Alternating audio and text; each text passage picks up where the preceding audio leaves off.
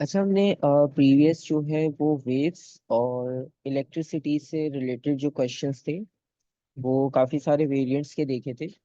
और उसमें ऑलमोस्ट हर टॉपिक से रिलेटेड ही क्वेश्चन डिस्कस किया था कि हर टॉपिक से रिलेटेड किस किस तरह से पास पेपर्स में क्वेश्चंस थे। तो हमने उनकी प्रैक्टिस की थी। और अब जो है वो स्टार्टिंग जो सेक्शन था जिसमें फोर्सेस, मोमेंटम, मोशन और ये सारे टॉपिक्स हैं, अब हम उससे रिलेटेड जो है वो क्वेश्चंस डिस्कस करते हैं।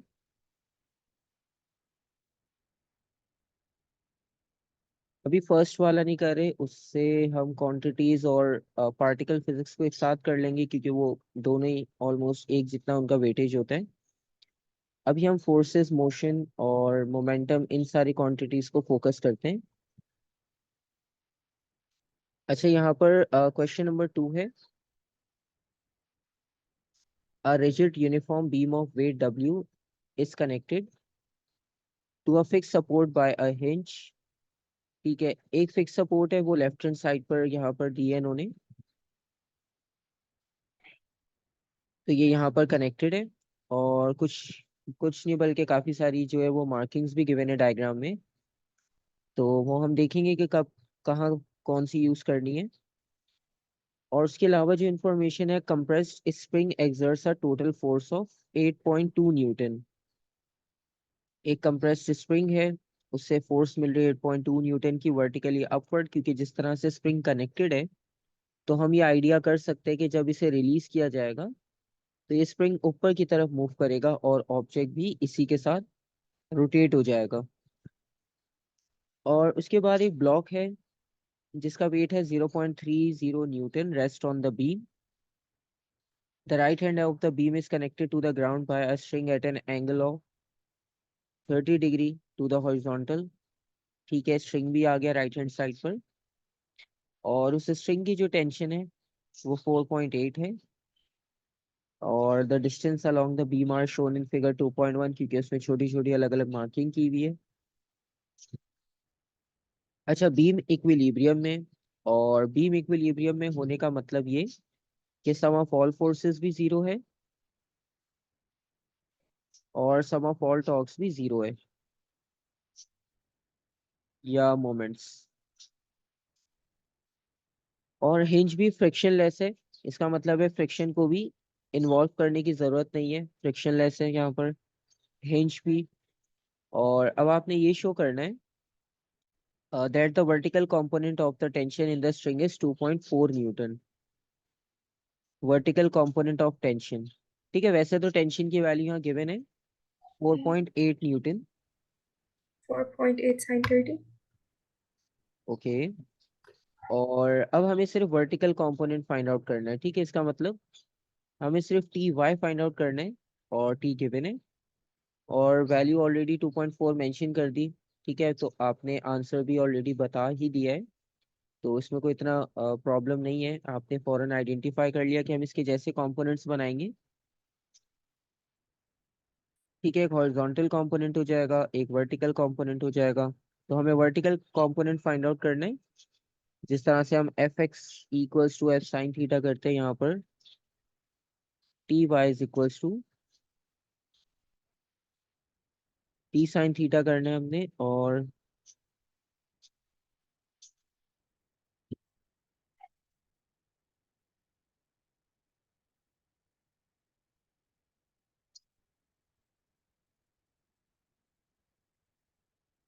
ठीक है, ये हो गया first part. Part two, by taking moments about the hinge determine the weight of the beam. तो मोमेंट्स की हेल्प से आपने वेट फाइंड आउट करना है बीम, यस बीम का। ठीक है, तो अब हमें सारी रोटेशंस देखनी होगी क्योंकि इसमें मोमेंट के रेफरेंस से हमें फाइंड आउट करना है। तो हम इसमें मोमेंट्स देख लेते हैं कहाँ कहाँ पर है। तो पहले तो आप ये आइडेंटिफाई कर लो कि क्लॉकवाइज कौन से होंगे, एंटी क्लॉकवाइज कौन से होंगे।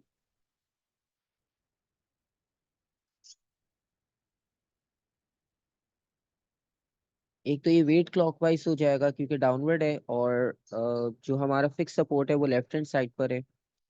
उसके अलावा ये जो ब्लॉक है ये भी क्लॉकवाइज हो जाएगा। Clockwise rotation, clockwise rotation. और क्या रोटेशंस हो सकती हैं? ये तो दो टेंशन वाली। तो आपने बताया कि एक रोटेशन टेंशन की तरफ से होगी, बिल्कुल सही है। ठीक है, वहां से जो वर्टिकल कंपोनेंट है वो उसे नीचे की तरफ ही मूव करवाएगा, तो ये भी क्लॉकवाइज में ही काउंट हो जाएगा। और इसके अलावा अब स्प्रिंग रह गया सिर्फ। स्प्रिंग जो है वो अपवर्ड फोर्स अप्लाई कर रहा है। ठीक है, और अपवर्ड फोर्स अप्लाई करने का मतलब ये है,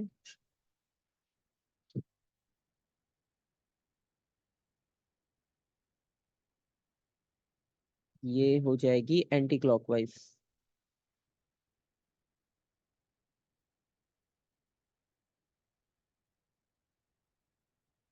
तो एक रोटेशन काउंटर क्लॉकवाइज है, बाकी तीन रोटेशंस क्लॉकवाइज हैं। और वैल्यूज तो सबकी गिवन ही है, तो हमें कुछ इतना ज़्यादा सोचना नहीं पड़ेगा। जैसे डब्ल्यू के साथ ये 0.5 और 0.1 ऐड हो जाएगा।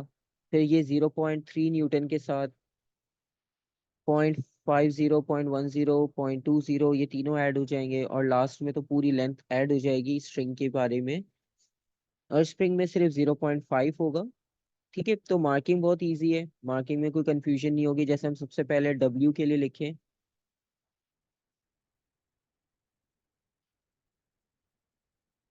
तो clockwise rotation is equals to anti clockwise और काउंटर क्लॉकवाइज रोटेशन। तो क्लॉकवाइज रोटेशन में सबसे पहले एक हमारे पास वो डब्ल्यू है, वो डब्ल्यू मल्टीप्लाई होगा 0.50 प्लस 0.10, इन दोनों को ऐड करके फिर 0.60 हो जाएगा, प्लस दूसरा जो मोमेंट होगा वो इस 0.30 की वजह से बन रहा है, उसमें हम इन तीनों को ऐड कर लेंगे। तो 0.60 में 0.2 और ऐड करेंगे, 0.80 हो जाएगा।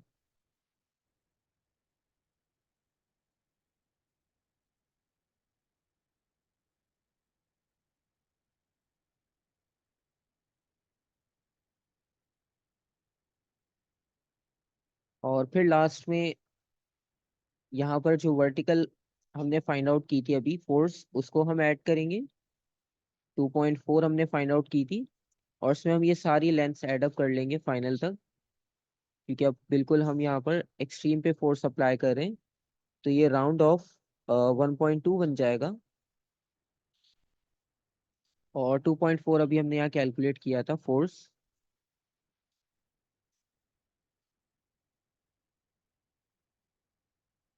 एंटी क्लॉकवाइज में सिर्फ ये स्प्रिंग था, जो कि 0.50 मीटर की लेंथ पर है। और इसकी फोर्स ये रही 8.2, 8.2 और सिर्फ 0.50।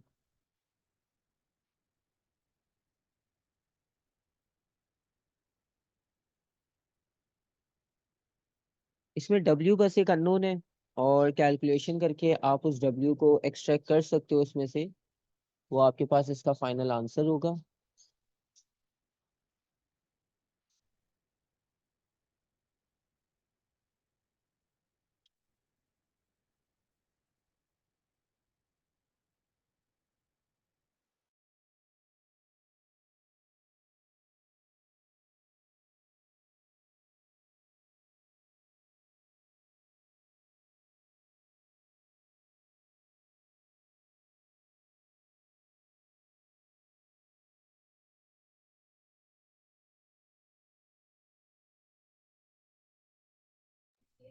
1.60। ठीक है, तो हम इसे राउंड ऑफ 1.6। 1.6 कर लेंगे। ठीक है, तो सिंपल था ये पार्ट भी, 3 मार्क्स के लिए भले था, लेकिन सिंपल था डायग्राम के अकॉर्डिंग, क्योंकि आपको कुछ खुद से उसमें चेंजेस या कोई इस तरह की मॉडिफिकेशंस नहीं ढूंढनी पड़ी, आपने बस सिंपल कैलकुलेट किया, वैल्यूज को मार्क करके और आंसर मिल गया।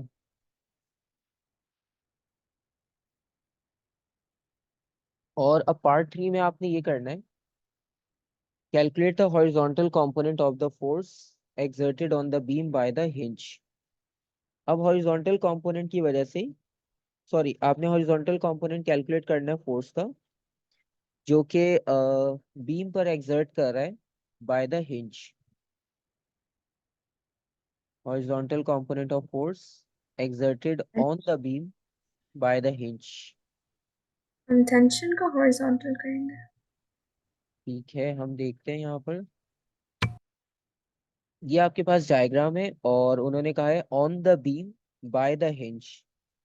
तो हॉरिजॉन्टल कंपोनेंट बिल्कुल यहाँ पर जो ये टेंशन की वजह से भी हॉरिजॉन्टल कंपोनेंट बन रहा है, ठीक है। इसी के आप दूसरे एंड पर चले जाओगे तो वहां पर हिंज है।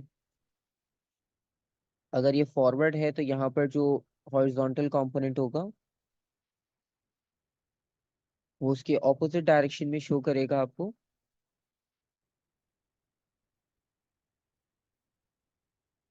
तो ये टेंशन का हॉरिजॉन्टल कंपोनेंट है, ठीक है। और लेफ्ट हैंड साइड पर अगर हम देखें तो वो इस सपोर्ट का यानी हिंज की वजह से,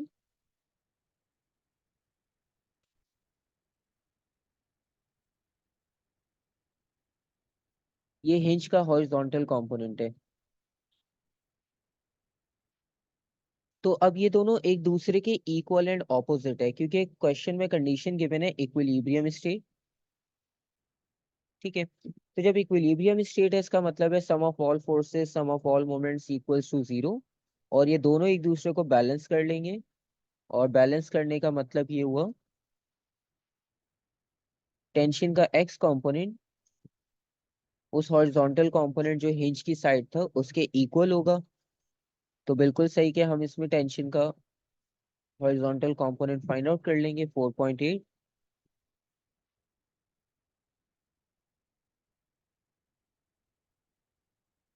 कॉस 30। यहाँ पर हमने साइन 30 किया था, आंसर 2.4 था, यहाँ पर कॉस 30 है। तो दोनों आंसर सेम नहीं आएंगे, दोनों डिफरेंट हैं। 4.2। 4.2, 4.2 न्यूटन, ठीक है। तो यहाँ तक तो सही था क्वेश्चन, कुछ इतना ज्यादा मुश्किल नहीं था। Part B, the spring obeys Hooke's law and has an elastic potential energy of 0.32 joules। Hooke's law follow कर रहा है और पोटेंशियल एनर्जी गिवन है। Calculate the compression of the spring, compression find out करना है। तो अगर आपको याद हो कि हम पोटेंशियल एनर्जी के लिए जो फॉर्मूला यूज करते हैं इलास्टिक Half पोटेंशियल एनर्जी के लिए, into force into delta L। बिल्कुल, तो हम इसमें वही फॉर्मूला यूज करेंगे। Elastic potential energy is equals to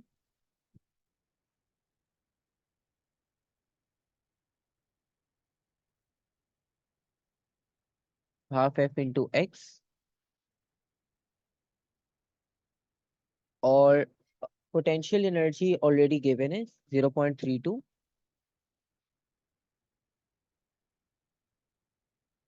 और ये 2 भी यहाँ मल्टीप्लाई करवा देते हैं हम, इज इक्वल्स टू,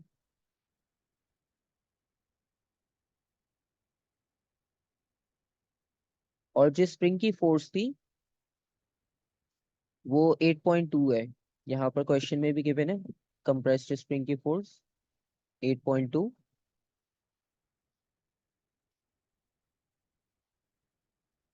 और जो इसमें कंप्रेशन होगा डेफिनेटली वो चेंज इन लेंथ में ही होगा, तो वो चेंज इन लेंथ यानी एक्स अननोन है। तो मल्टीप्लाई 2 को मल्टीप्लाई कर लेंगे 0.32 से, फिर डिवाइड कर देंगे 8.2 से। सो वो आपके पास फाइनल आंसर हो जाएगा कंप्रेशन का। 0.078।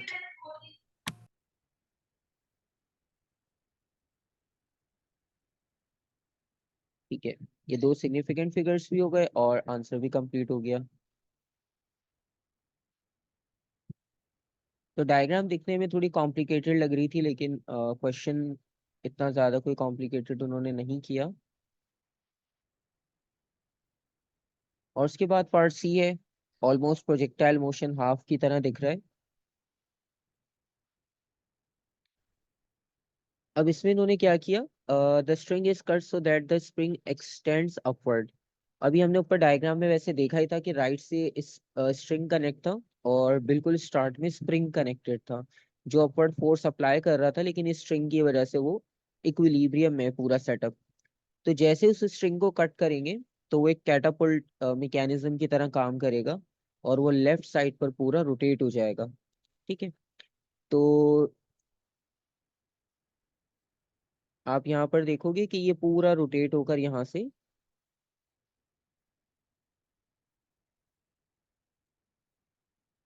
दूसरे एंड पर जाकर स्ट्राइक करेगा।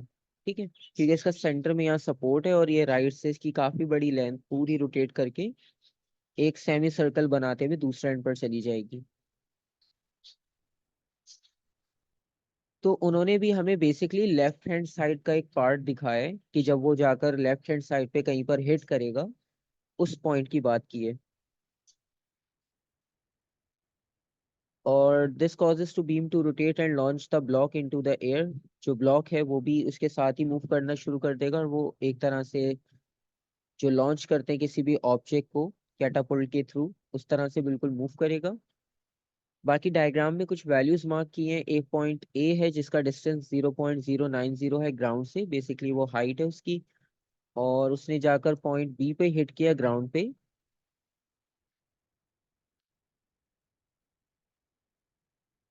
ब्लॉक की हाइट आ गई ग्राउंड से when it passes through the point A, and the block has a kinetic energy of 0.044 joules when it hits the ground at point B।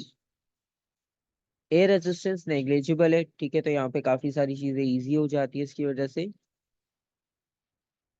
तो डेफिनेटली जब स्प्रिंग ने उसे पुश किया होगा ऊपर तो उसकी पोटेंशियल एनर्जी काइनेटिक में कन्वर्ट हुई होगी। ठीक है। और ए से बी तक आने में भी उसमें जितना डिक्रीज इन पोटेंशियल एनर्जी आया है वो हमने फाइंड आउट करना है। ठीक है, क्योंकि just before hitting the ground उससे एक मोमेंट पहले उसकी काइनेटिक एनर्जी मैक्सिमम होगी। ठीक है। तो हम पोटेंशियल एनर्जी के फॉर्मूला से ही अगर रेफरेंस लें, क्योंकि एनर्जी तो हमें ऑलरेडी पता है। ठीक है, काइनेटिक एनर्जी। तो change in gravitational potential energy equal होगा mgh के।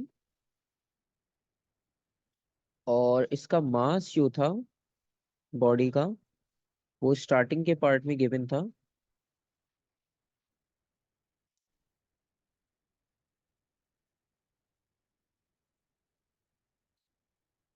अच्छा, इसका वेट गिवन है 0.30, तो हम mg की जगह पे डायरेक्ट ये 0.30 नोट कर लेंगे। तो इसका कंप्लीट वेट हो जाएगा।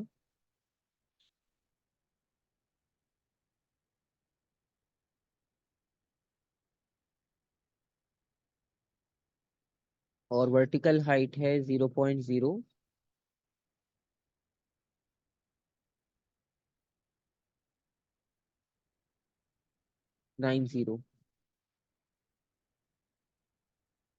तो इन्हें मल्टीप्लाई कर लेंगे तो ऑलमोस्ट इसका आंसर होगा 0.027।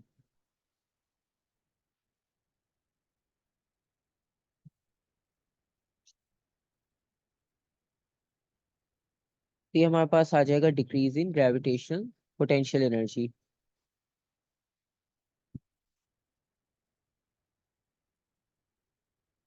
Next, use your answer in C part 1 and conservation of energy to determine the speed of the block at point A। अब जो आपने आंसर कैलकुलेट किया है आपने उसको यूज करना है, कंजर्वेशन ऑफ एनर्जी का कॉन्सेप्ट यूज करना है और स्पीड फाइंड आउट करनी है आपने। ठीक है। तो हमें ये पता है कि कंजर्वेशन, उन्होंने आपको एक खुद हिंट दे दी कि टोटल एनर्जी जो है वो आपके पास सेम रहती है। ठीक है, आप जितना भी इनपुट एनर्जी दो, जितना भी वो आउटपुट यूजफुल में कन्वर्ट हो, तो एनर्जी आपकी कंजर्व रहती है। ठीक है, अब इस आइडिया को हम यूज करेंगे।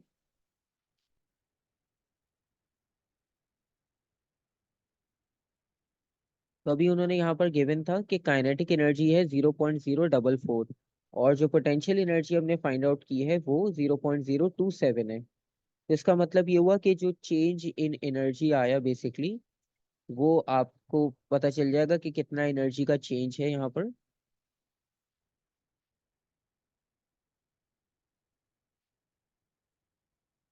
तो इनिशियली जितना टोटल एनर्जी इक्वल होगी वो होगी काइनेटिक के इक्वल, क्योंकि वो पोटेंशियल में कन्वर्ट हो रही थी।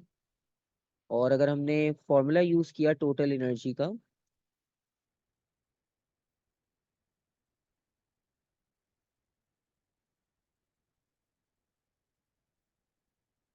ये हमारे क्वेश्चन की रिक्वायरमेंट के अकॉर्डिंग लिखा है, और ये इसकी जर्नल इक्वेशन जो यूज की जाती है टोटल एनर्जी की।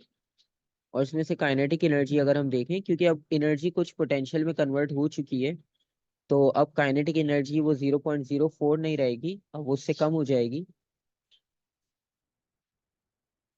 तो kinetic energy is equals to total energy minus potential energy.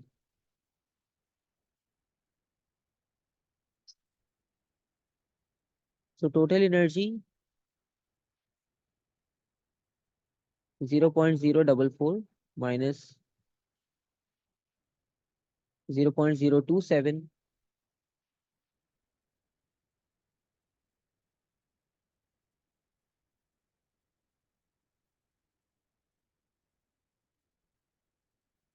और हमें पता है स्पीड फाइंड आउट करनी है, तो सिर्फ काइनेटिक एनर्जी का फॉर्मूला ऐसा है जिसमें हम स्पीड कैलकुलेट कर सकते हैं। पोटेंशियल एनर्जी में तो कोई स्पीड का कॉन्सेप्ट नहीं होता, तो इसलिए हम काइनेटिक एनर्जी का कॉन्सेप्ट यूज करेंगे। Half M V square is equals to 0.017।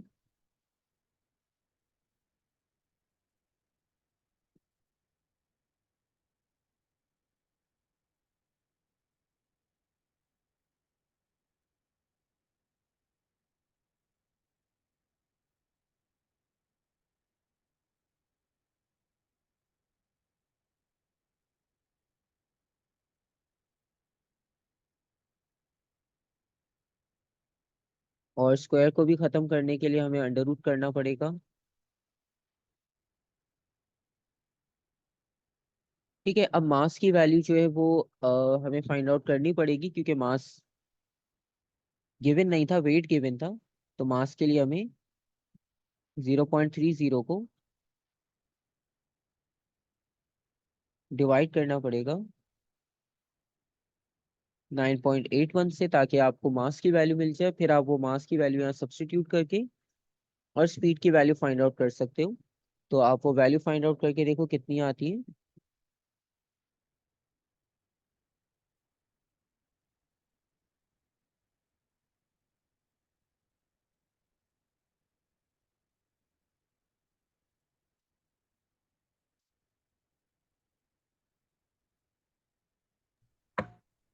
1.1. 1.1।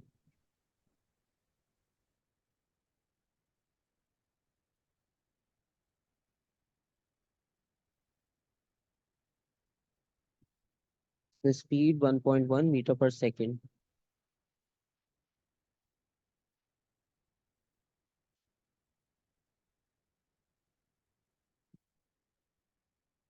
और part 3, by the reference to the force on the block, explain why the horizontal component of the velocity of the block, horizontal component of the velocity of the block remains constant as it moves from A to B।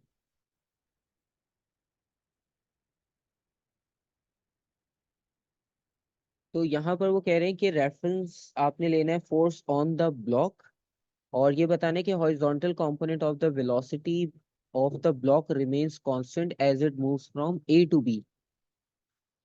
A to B की diagram ये रही। और अब आपने यहाँ पर ये बताना है कि स्पीड का हॉरिजॉन्टल कंपोनेंट जो है वो कांस्टेंट क्यों होगा यहाँ पर। ये आपने आंसर बताना है।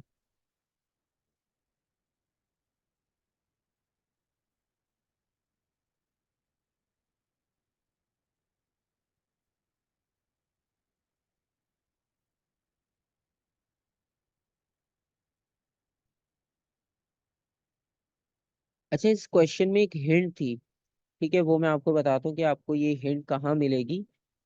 वो, Air resistance or yes, air resistance is negligible. क्योंकि हॉरिजॉन्टल की बात हो रही है तो हॉरिजॉन्टल सिर्फ एक ही कंडीशन में कांस्टेंट होता है।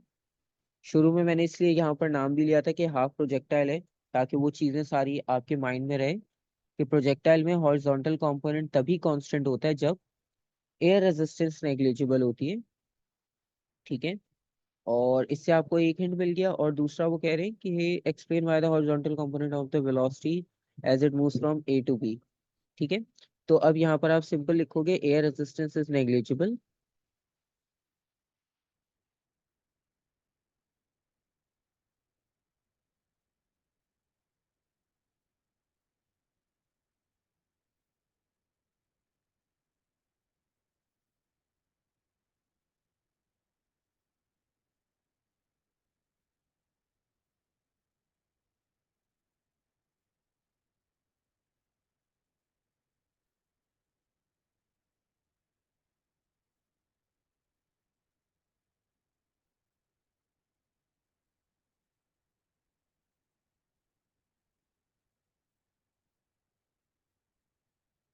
तो हॉरिजॉन्टल कंपोनेंट जो है वो कांस्टेंट होगा,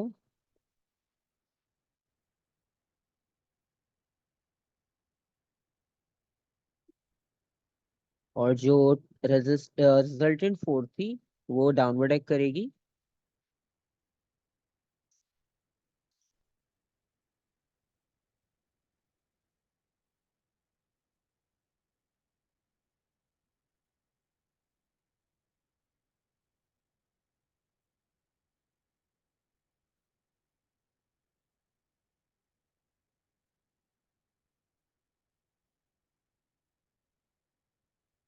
ठीक है, ये वाला पार्ट हो गया। और क्वेश्चन नंबर, बेसिकली इसका फोर्थ पार्ट 14 मार्क्स का क्वेश्चन था ऑलमोस्ट, इसने 2 मार्क का स्पेस लिया हुआ है combine.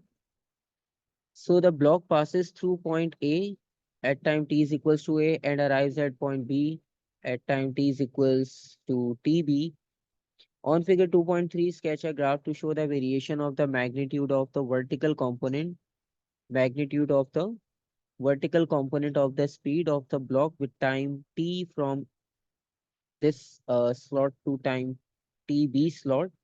Numerical values are not required. So numerical values को अगर आप skip कर दो सिर्फ, तो अभी आपने पूरा वैसे सिनेरियो तो देखा ही है कि हमारे पास क्वेश्चन में हो क्या रहा था। उसके अकॉर्डिंगली आपने ये बताना है कि जब बॉडी टाइम ए से टी ए और वहां से टी बी तक मूव कर रही है, ठीक है, तो उस वक्त आपको क्या लगता है कि स्पीड में विद रिस्पेक्ट टू टाइम क्या चेंज आ रहा होगा। increase? Increase, okay. और क्योंकि हमें पता है कि हॉरिजॉन्टल कंपोनेंट जो है वो कांस्टेंट है, ठीक है, तो इसका मतलब है इक्वल चेंज आ रहा होगा, क्योंकि एयर रेजिस्टेंस भी नहीं है जिसकी वजह से वेरिएशन आ सके, और बॉडी भी इक्विलिब्रियम में थी इससे पहले। और हमें पता है वो जीरो से नहीं बेसिकली स्टार्ट होगा, तो हम इस ग्राफ को भी जीरो से नहीं बनाएंगे, क्योंकि क्वेश्चन में ए से बी तक कोई भी ऐसी सिचुएशन हमें मेंशन नहीं है जहां पर वो जीरो से स्टार्ट कर रहा हो, तो हम उसे कॉन्स्टेंटली इंक्रीजिंग शो कर देंगे। ठीक है, मगर A पर zero क्यों नहीं होगा? Like ये, अगर हाँ, projectile क्योंकि यहाँ पर आप देखो ए पॉइंट जो है वो मिड में है। वो अच्छा हाँ, क्योंकि अगर ठीक वो है। मैक्सिमम पे होता तो हम उससे जीरो करते। तो इसी वजह से बस इन्होंने क्वेश्चन पूछा, क्योंकि बहुत सारे जो है वो माइंड में सबके ये आएगा, क्योंकि नॉर्मली हम वही करते हैं। ठीक है, ये इन्होंने एक थोड़ा सा डिफरेंट करके दिया है कि उन्होंने ए पॉइंट मिड में कर दिया कहीं मैक्सिमम के अलावा। तो ये ऑलमोस्ट दो क्वेश्चंस का वेटेज एक क्वेश्चन में था, तब ये थोड़ा सा लेंदी भी था। और क्वेश्चन नंबर 3 देखते हैं अब। ये मोमेंटम से रिलेटेड है। A block is pulled in a straight line along a rough horizontal surface by varying force X as shown in figure 3.1. Air resistance is again negligible.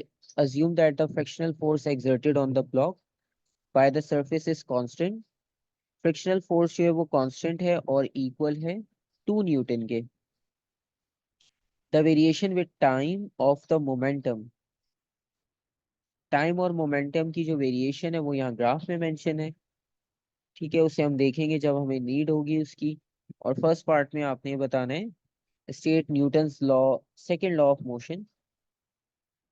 ठीक है, तो आप F equals to M A को भी define कर सकते हो, और सिंपल करना चाह रहे हो तो आप मोमेंटम वाली डेफिनेशन यूज कर लो.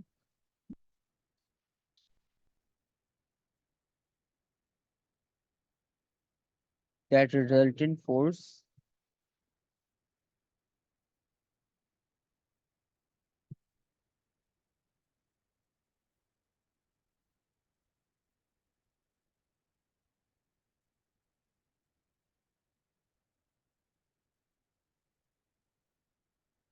on an object is proportional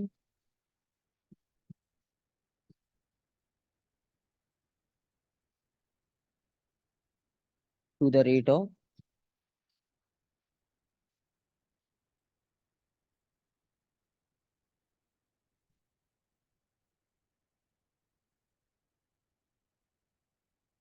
change of momentum.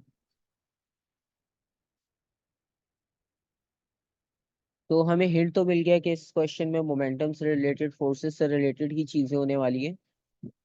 तो हम फर्स्ट पार्ट देखते हैं. Use figure 3.2 to determine for the block at time t is equals to 2 seconds the magnitude of the resultant force. तो time उन्होंने mention कर दिया और resultant force निकालनी है. तो ग्राफ से हम देखते हैं कि टाइम 2 पर आपको क्या मिल सकता है वहां पर. तो ग्राफ में टाइम 2 सेकंड्स अगर आप देखो तो वो ये रहा.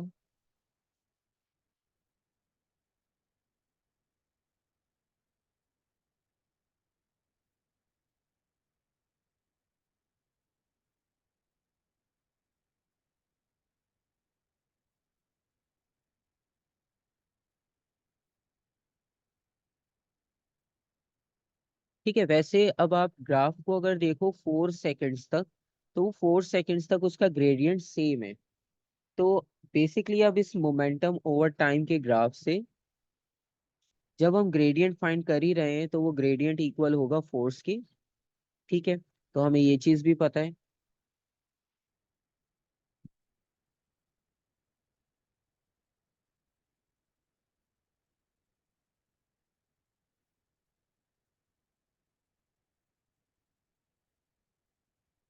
ठीक है, तो बेसिकली हम इस ग्राफ का कहीं से भी ग्रेडियंट फाइंड आउट कर लें 4 सेकेंड्स तक की बात अगर हम करें, क्योंकि उसके बाद तो वो कांस्टेंट हो गया, तो हमारे पास आंसर जो है वो सेम ही आएगा. ठीक है, जैसे अभी आप यहाँ पर भी देखो 2 सेकेंड्स पर, तो आप 0 से अगर स्टार्ट करते हो तो 3 डिवाइडेड बाई 2 1.5 होगा. इसके अलावा अगर आप 2 से 4 तक पॉइंट ले लो, 0 से 4 तक पॉइंट ले लो, तो 6 डिवाइड बाई 4 भी आपको सेम आंसर देगा. तो इससे आपको ये चीज तो क्लियर है कि ग्रेडियंट आपका सेम है 4 सेकेंड्स तक.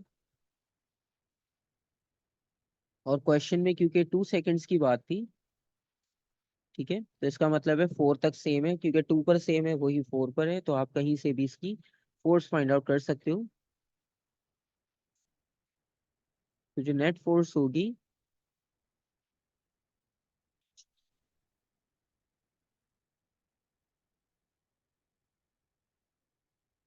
अच्छा मोमेंटम है हमारा 3.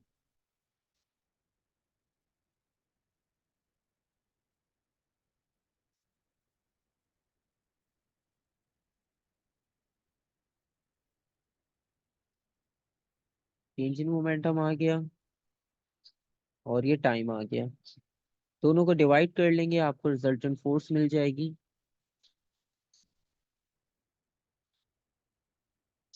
1.5 न्यूटन.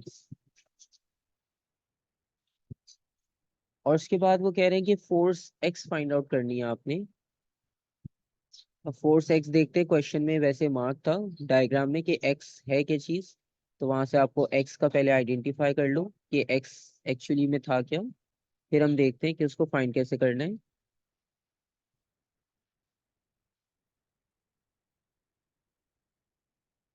और ये देख, ये फोर्स एक्स है। अब ये फॉरवर्ड फोर्स है बेसिकली, और फॉरवर्ड फोर्स हमने फाइंड करनी है। और फ्रिक्शनल फोर्स जो है वो इसके ऑपोजिट एक्ट कर रही है 2 न्यूटन्स की। ठीक है, तो ये 2 न्यूटन्स बैकवर्ड एक्ट कर रही है और फोर्स एक्स जो है वो फॉरवर्ड वाली है। तो यहाँ पर जो लिंक बनेगा वो इस तरह से बनेगा कि net force is equals to force X minus friction force. ठीक है, तो उस तरह से हम फोर्स एक्स फाइंड आउट कर पाएंगे। तो इसकी इक्वेशन ये बन रही है, net force is equals to force X minus frictional force. लेकिन अभी हमें चाहिए फोर्स एक्स।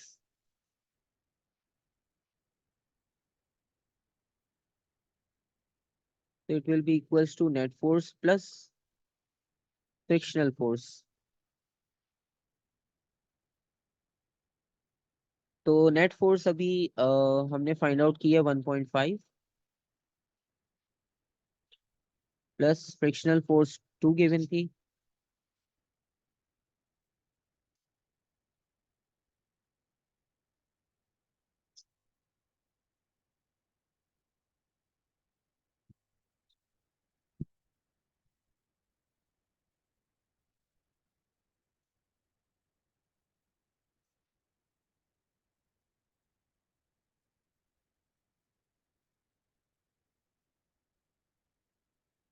तो ये हमारे पास हो गया फोर्स एक्स का आंसर।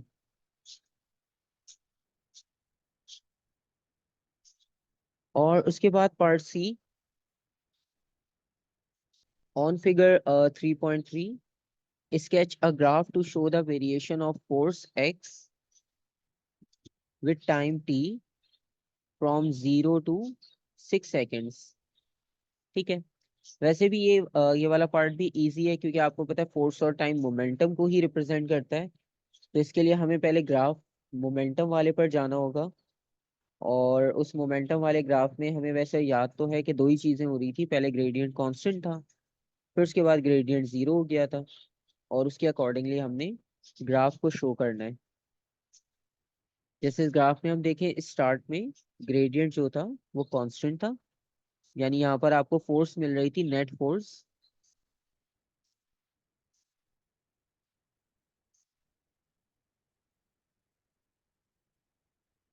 1.5 न्यूटन। और यहाँ पर जो फोर्स एक्स थी वो हमने कैलकुलेट की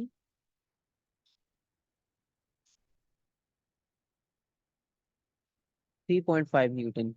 और जब हॉरिजॉन्टल वाले पार्ट पर आएंगे, तो हॉरिजॉन्टल वाले पार्ट पर तो मोमेंटम चेंज ही नहीं हो रहा, इसका मतलब नेट फोर्स जीरो ही हो जाएगी। ठीक है, और नेट फोर्स जीरो होने का मतलब ये है कि सिर्फ आपके पास जो है वो फ्रिक्शनल फोर्स रह जाएगी।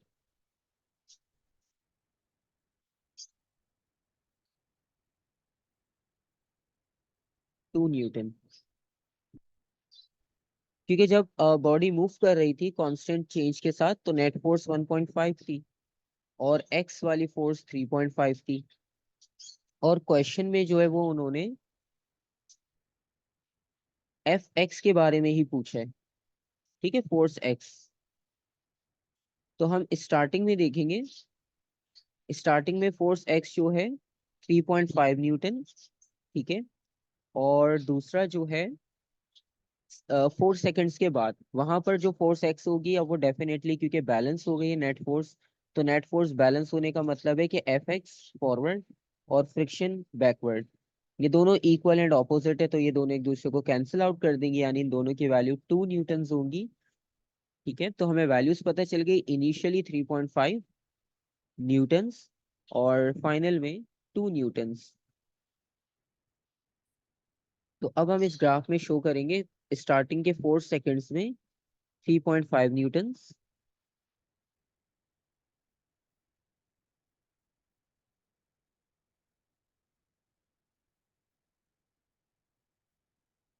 और फाइनल के 2 सेकेंड्स में 2 न्यूटन।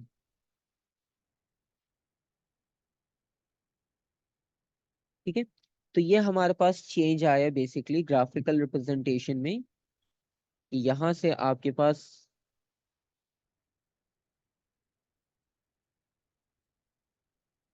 फोर्स जो है वो वहां पर आकर कांस्टेंट हो गई। और कांस्टेंट होने का मतलब ये कि वो 3.5 से डायरेक्ट 2 न्यूटन्स पर आ गई। ठीक है, आफ्टर 4 सेकेंड्स।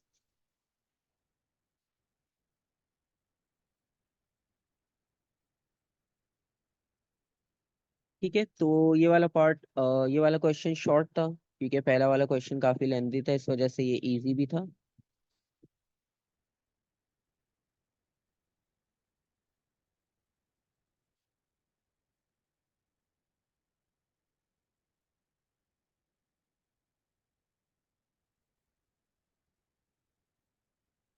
और उसके बाद हम देखते हैं क्वेश्चन नंबर 4, क्योंकि 5 और 6 तो वेव्स और इलेक्ट्रिसिटी का है, वो तो हम कर चुके हैं। तो क्वेश्चन नंबर 4 देखते हैं, डेंसिटी से related. A beaker in air contains a liquid and the base of the beaker is in contact with the liquid and has area as shown in figure 4.1.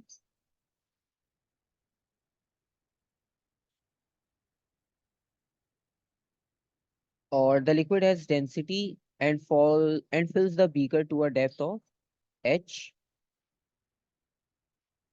By using the definitions of pressure and density, show that this is equals to rho g h। यानी pressure in liquid का formula आपने drive करके दिखाना है in short, क्योंकि हमें पता है ये फॉर्मूला जो है वो प्रेशर इन लिक्विड का है।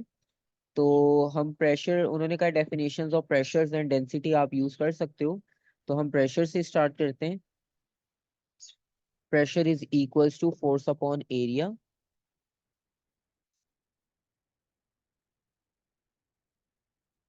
और फोर्स की जगह पर हम लिख सकते हैं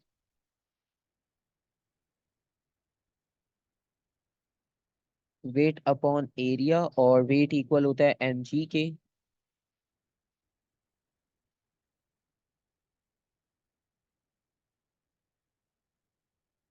अच्छा, अब हमारे पास mg आ गया, हमें चाहिए रॉ जी एच।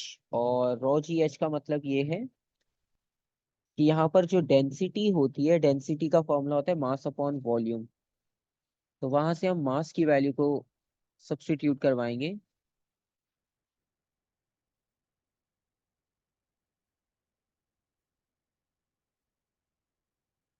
तो यहाँ पर ये जो मास की वैल्यू गिवन है, हम इसे सब्स्टिट्यूट करवा सकते हैं इस इक्वेशन में। और जैसे हम उसे सब्स्टिट्यूट करवाएंगे,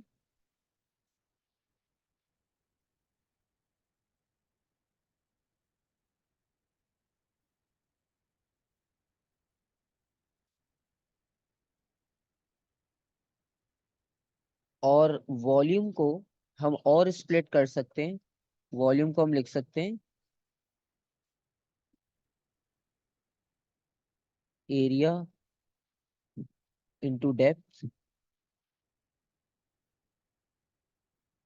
तो इससे एरिया की वैल्यू कैंसिल आउट हो जाएगी और फाइनल जो है वो प्रेशर फॉर्मूला ड्राइव हो जाएगा।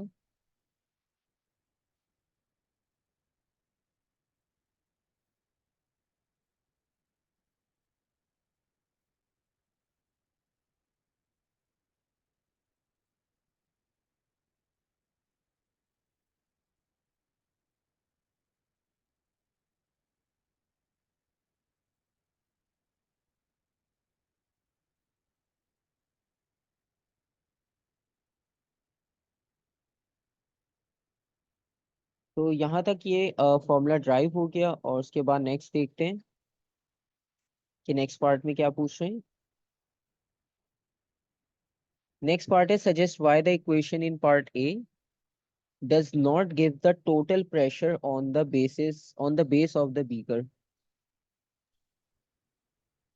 क्योंकि एयर प्रेशर भी होता है। Air pressure. ओके, तो उन्होंने बस आपसे ही पूछे suggest why the equation does not give the total pressure, क्योंकि उसमें एटमॉस्फेरिक प्रेशर, जिसे हम एयर प्रेशर भी कह सकते हैं, ठीक है, वो इंक्लूडेड नहीं है। हम सिर्फ लिक्विड के प्रेशर की बात करें इस इक्वेशन में, तो एटमॉस्फेरिक प्रेशर या एयर प्रेशर जो है वो अभी हमारे पास इसमें इंक्लूडेड नहीं है।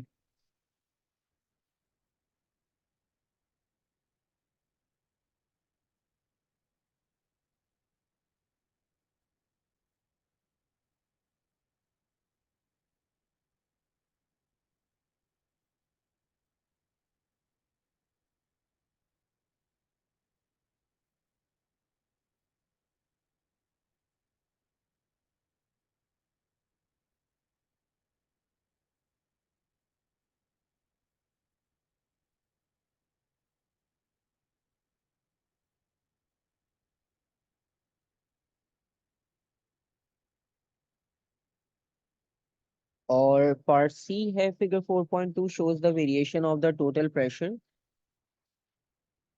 inside the liquid with depth x below the surface। सो इसमें टोटल प्रेशर की वेरिएशन शो की है। प्रेशर एक्सपोनेंट पावर 4 के साथ गिवन है, और डेप्थ जो है वो सेंटीमीटर्स में गिवन है। डेंसिटी आपने फाइंड आउट करनी है।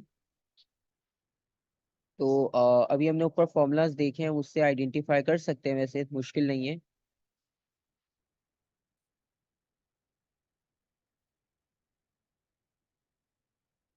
यहाँ पर प्रेशर गिवन है और डेप्थ गिवन है। ठीक है, आपने फाइंड आउट करनी है डेंसिटी। तो कोई आइडिया कि कैसे फाइंड आउट कर सकते हैं? इससे पहले और कोई भी ऐसी वैल्यू नहीं है जो गिवन हो या जिसको आप यूज कर सकते हो। ठीक है, सिर्फ एक फॉर्मूला, एक इक्वेशन इन्होंने दी थी जो हमने ड्राइव की है। बस एक वो वैल्यू गिवन है, और उसके अलावा सिर्फ एक ग्राफिकल रिप्रेजेंटेशन ही है जिसमें सारी वैल्यूज गिवन है, और इससे आपने डेंसिटी फाइंड आउट करनी है। ग्रेडियंट। ग्रेडियंट निकालेंगे हम, बिल्कुल सही। तो हम जब ग्रेडियंट फाइंड आउट करेंगे यहाँ पर, तो ग्रेडियंट इक्वल होगा,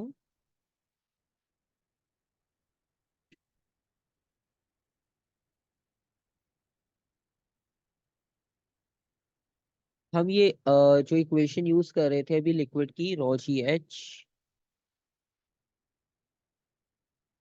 तो जब हम इस एच को दूसरे एंड पर डिवाइड करवा देंगे, क्योंकि वैल्यू ऑफ जी तो ग्रेविटेशनल है, वो तो कांस्टेंट रहेगी। तो इस इक्वेशन में से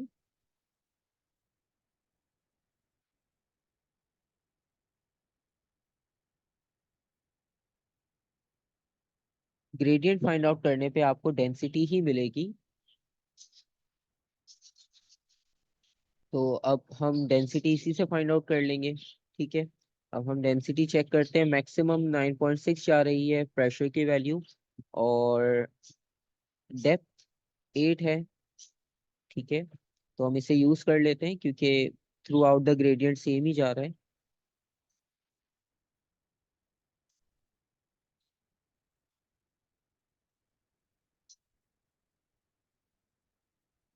और इसके साथ जी की वैल्यू है, उसे भी इंक्लूड करना पड़ेगा हमें।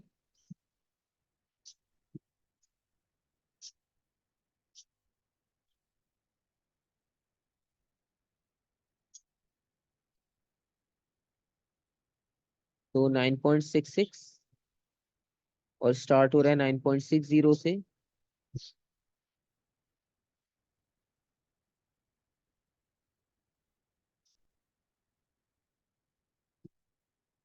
और एक्स की वैल्यू 0 से 8 तक जा रही है।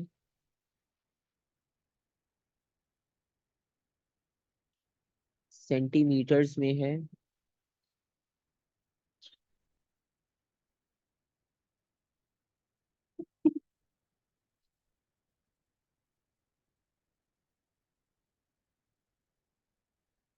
इनकी कैलकुलेशन करके जो है वो आपको डेंसिटी मिल जाएगी।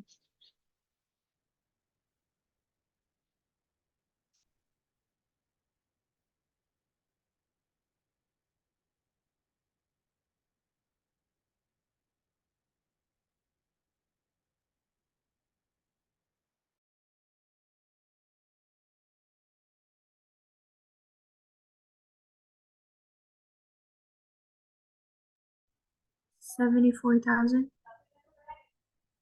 74,000, ओके।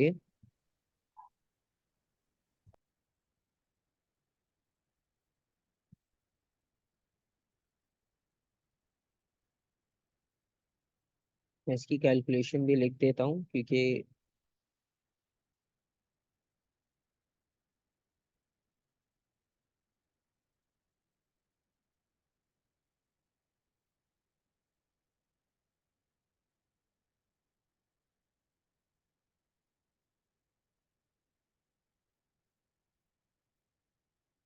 यहाँ पर 9.66। 760. ओके, मैं भी एक मिनट चेक करके यहाँ पे मेंशन कर देता हूँ। ये हो जाएगा 0.06।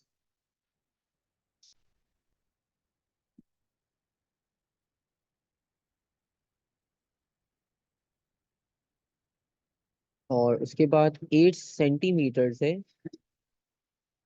इसका मतलब है 8 को डिवाइड कर सकते हो आप 100 से, ऐसे भी कर सकते हो, फिर मल्टीप्लाई कर दो 9.81 से, तो हो जाएगा 0.78। तो 0.06 एक्सपोनेंट 4 डिवाइडेड बाय 0.78,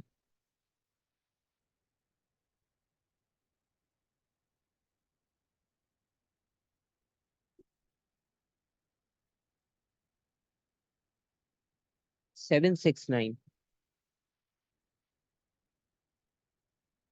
एक बार मैं और क्रॉस चेक कर लूँ।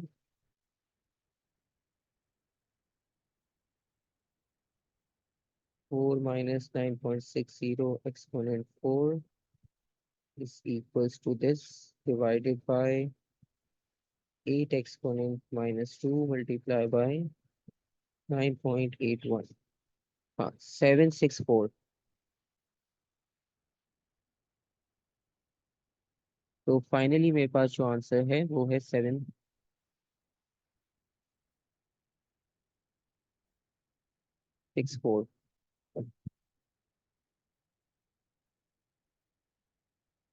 ऊपर जो वैल्यू है ना, इसका शॉर्ट में 600 आंसर है। ठीक है, आप इसे, तो 600 डिवाइडेड बाय, आप ये कर लो।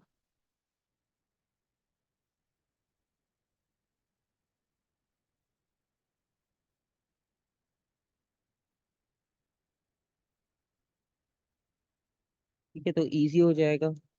और आंसर जो होगा वो आपके पास 764.526 जो है वो इसकी फाइनल वैल्यू होगी।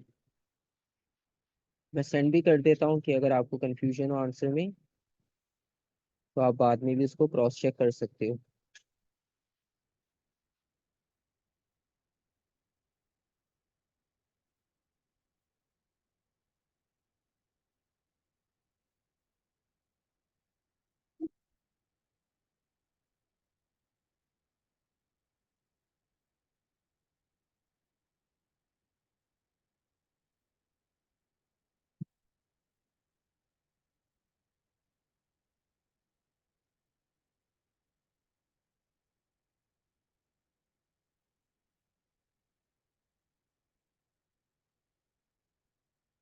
Part D. और पार्ट डी में देखते हैं हमें क्या फाइंड आउट करना है।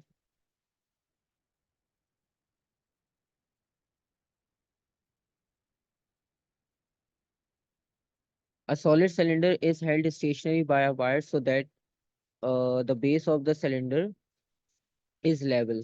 So एक सॉलिड सिलेंडर है जिसे स्टेशनरी वायर के साथ जो है वो हैंग किया है, so that the base of the cylinder is level with the surface of the liquid. ठीक है, तो वो सरफेस ऑफ द लिक्विड के साथ बिल्कुल बैलेंस है, जिस तरह से डायग्राम में शो किया उन्होंने, वो इसमें इमर्स नहीं कर रहा है।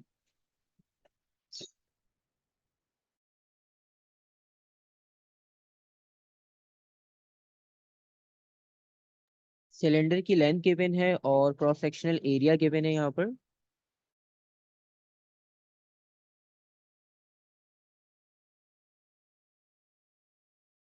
टेंशन इन द वायर भी गिवन है। और नेक्स्ट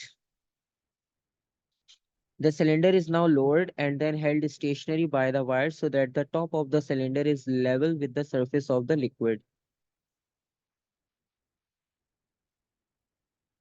उसे और थोड़ा सा डाउन किया गया, फिर उसे स्टेशनरी कर दिया so that the top of the cylinder is level with the surface of liquid. Calculate the new tension in the wire. ठीक है, तो अब आपने न्यू टेंशन फाइंड आउट करनी है। तो आपके पास जो पहले था वो सिर्फ उसके सरफेस को,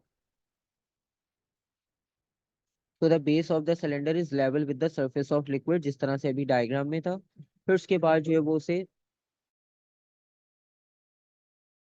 और थोड़ा सा डाउन किया गया और फिर उसे स्टेशनरी कर दिया। ठीक है, तो अब आप इसमें फोर्सेस को अगर देखो तो एक तो बॉडी का वेट डाउनवर्ड एक्ट कर रहा होगा, सिलेंडर का वेट डाउनवर्ड mg, और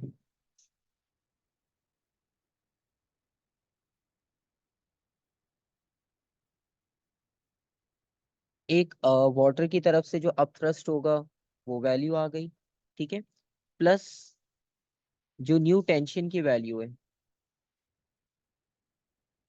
वो भी आ गई अपथ्रस्ट की डायरेक्शन में, क्योंकि वो भी उसे सपोर्ट कर रही है अपवर्ड डायरेक्शन में होल्ड कराने के लिए। और नेक्स्ट उसके बाद अब हम इन इसकी इक्वेशन अगर बनाए तो इसकी इक्वेशन कुछ इस तरह से बनेगी। क्योंकि बॉडी का वेट एक एंड पर है,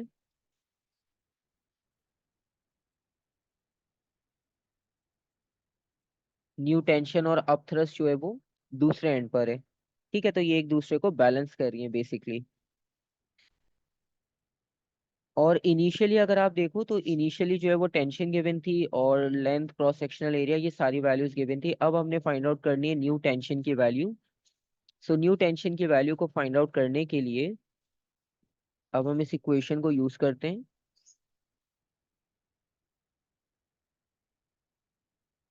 new tension is equals to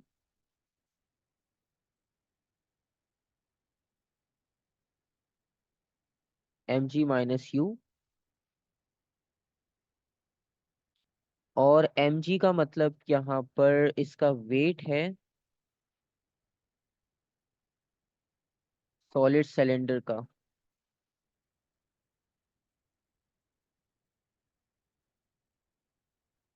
अच्छा, ऊपर तो कोई वैल्यू थी नहीं।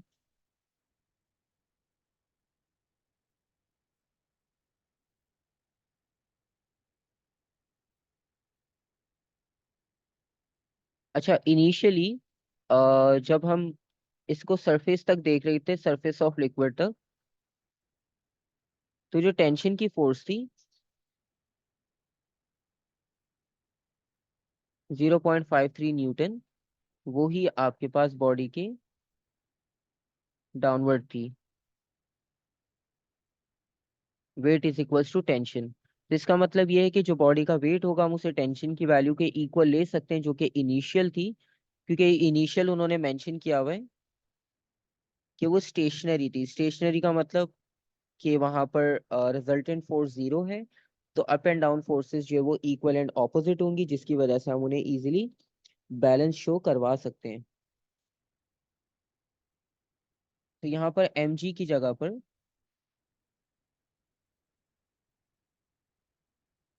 0.53 यूज करेंगे, माइनस अब थ्रस्ट की जगह पर डेंसिटी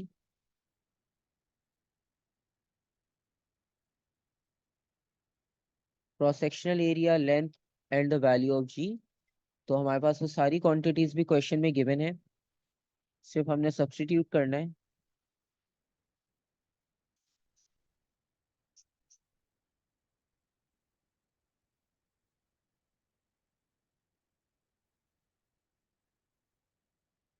डेंसिटी अभी ऊपर हमने देखी थी 760,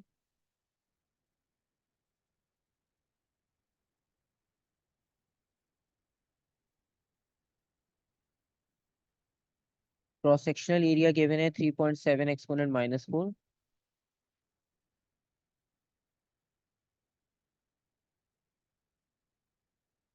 और उसके बाद लेंथ गिवन है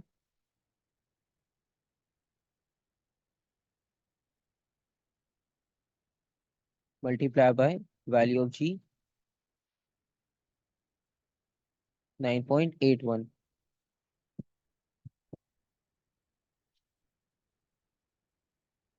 अब इस सबकी कैलकुलेशन एक बार चेक कर लेते हैं फाइनल।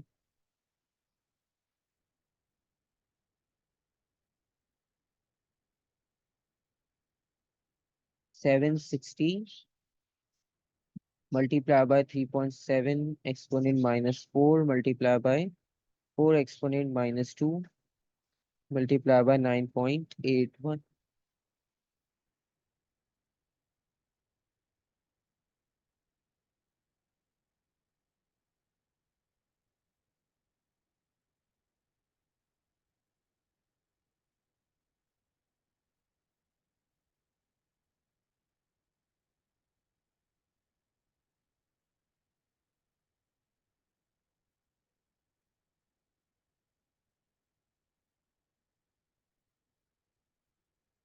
सो अब इसका आंसर जो है वो 0.42 आ रहा है, फाइनल टेंशन की वैल्यू। और इससे आपको ये भी आइडिया हो गया कि पहले जो है वो वाटर के सिर्फ सरफेस पे था ऑब्जेक्ट, तो मोस्टली उसे वायर ने बैलेंस किया हुआ था। लेकिन जब आप उसे वाटर में थोड़ा सा इमर्स कर दोगे ऑब्जेक्ट को, तो वाटर की अपथ्रस्ट की वजह से जो टेंशन है वो थोड़ी सी डिक्रीज हो जाएगी, क्योंकि उसे थोड़ा बहुत सपोर्ट जो है वो अपथ्रस्ट की वजह से मिल जाएगा। ठीक है। तो इससे आपको ये भी आइडेंटिफाई हो रहा है कि आपका जो आंसर 0.42 आया है वो लेस देन 0.53 से। और इस चीज की इंडिकेशन है कि आंसर भी सही है, क्योंकि आपके पास जो न्यू फोर्स होगी टेंशन की वो लेस ही होगी एज कंपेयर टू इनिशियल के, क्योंकि इनिशियल में सिर्फ सरफेस पर रखा था हमने, लेकिन अभी जो है वो कंप्लीट इमर्स किया है, जिसकी वजह से जो स्ट्रिंग की टेंशन फोर्स है वो थोड़ी सी कम हो जाएगी as compare to the initial case.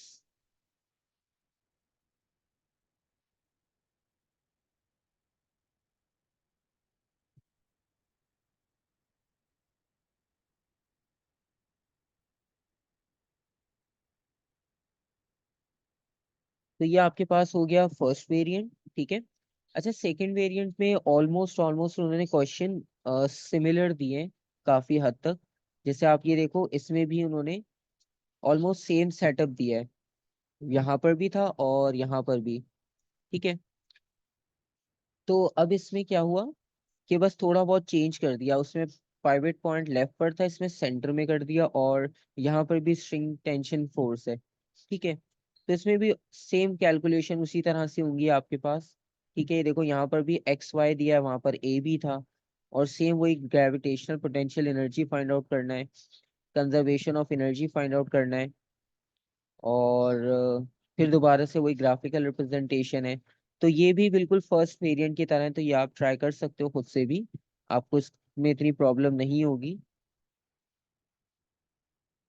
Next part देखो, थ्री, वो भी उन्होंने सेम दिया है। बस इस बार उन्होंने क्या किया कि डिस्टेंस और टाइम का ग्राफ दे दिया, पहले वाले में जो है वो मोमेंटम का ग्राफ था। और सेम उसी तरह से लास्ट में अब उन्होंने मोमेंटम टाइम का ग्राफ पूछ लिया, मतलब उस क्वेश्चन को रिवर्स कर दिया। ठीक है। तो सेकंड वेरिएंट में उन्होंने काफी सारी चीजें जो है वो सेम वही वाली यूज की हैं, बस उनमें थोड़ी बहुत जो है वो चेंजेस कर दी।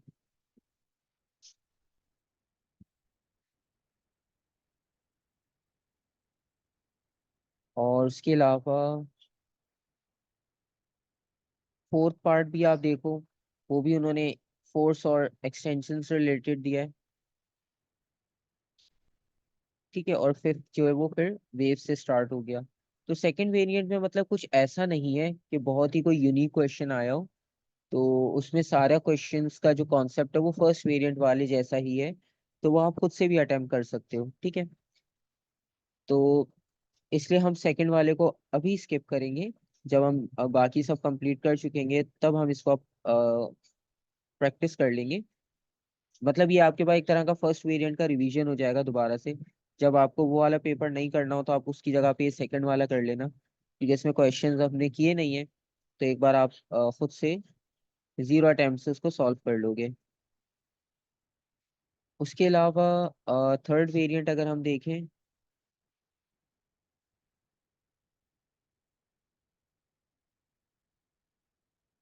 तो इसमें हम इलेक्ट्रिसिटी और वेव्स तो कर चुके थे।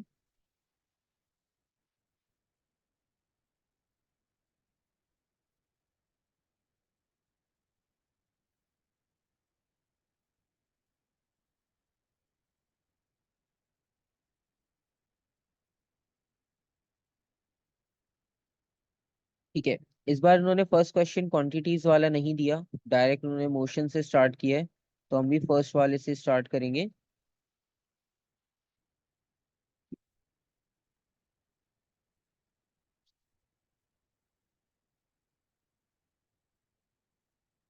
A well has a depth of 36 meter from ground level to the surface of water as shown in figure 1.1. A student wishes to find the depth of the well.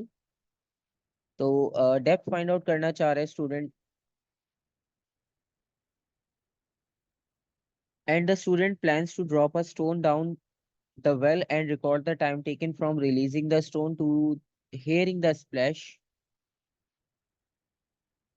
ठीक है, एक simple सा उसने setup सोचा कि मैं जैसे stone drop करूंगा मैं स्टॉप वॉच ऑन कर दूंगा, जैसे ही साउंड सुनाई देगा स्प्लैश का स्टॉप वॉच स्टॉप कर दूंगा। तो उससे टाइम की वैल्यू जो पता चल जाएगी, फिर हम इक्वेशन यूज करके डिस्टेंस फाइंड आउट कर सकते हैं वेल का टोटल जो डेप्थ है उसकी। ठीक है,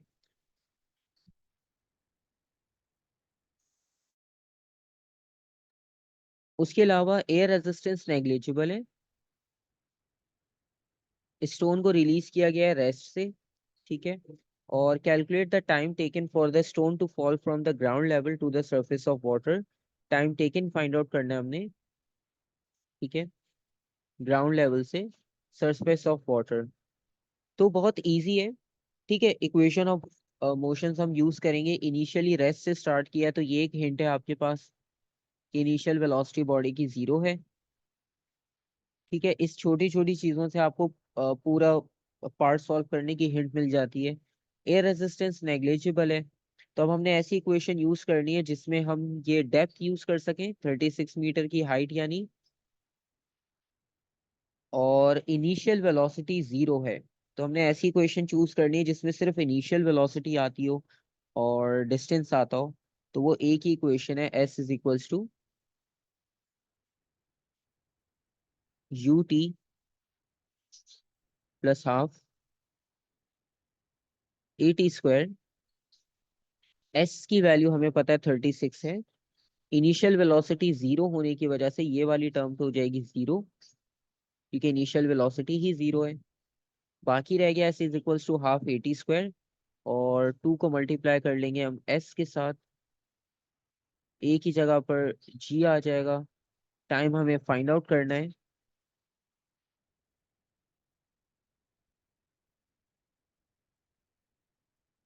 कि डिस्टेंस है 36 डिवाइडेड बाय 9.81, स्क्वायर एंड करना है इनका। ठीक है, तो इससे हम इसका इजीली कैलकुलेशन करके टाइम फाइंड आउट कर सकते हैं।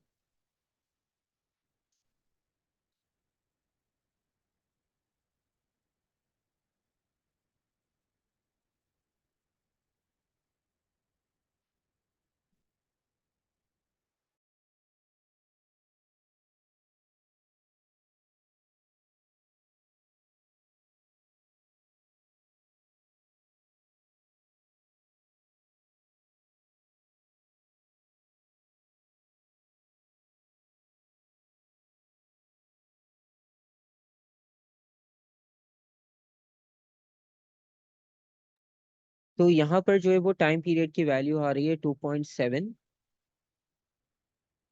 सेकेंड्स। ठीक है, ये हो गया टाइम।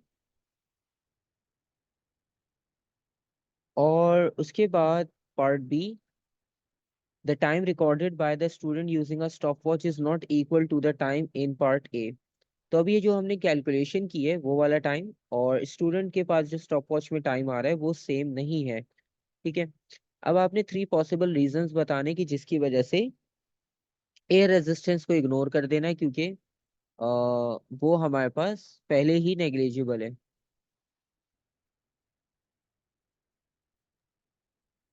उसके अलावा तीन पॉसिबल ऐसे रीजंस बताने की जिनकी वजह से जो है वो ये टाइम में प्रॉब्लम आ सकता है जो रिकॉर्ड करा है स्टूडेंट ने as compare to given time के।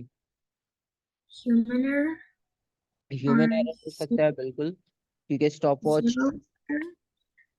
ह्यूमन एरर, जीरो एरर, ठीक है। तो सबसे पहले हम ह्यूमन एरर को सजेस्ट कर लेते हैं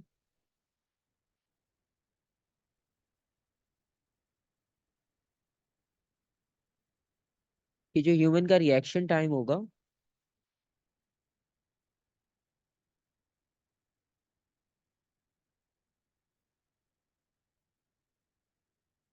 बिटवीन हेयरिंग द स्प्लैश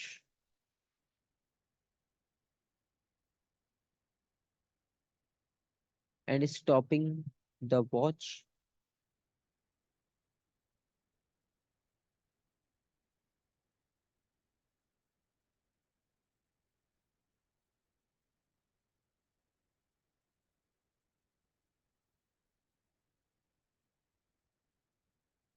ठीक है, एक तो इसमें प्रॉब्लम आ सकता है। और एक ये भी पॉसिबिलिटी हो सकती है कि उसका ड्रॉप करने का और स्टॉप वॉच स्टार्ट करने का टाइम सेम ना हो, so the student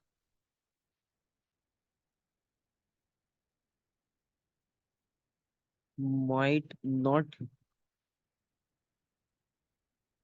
let go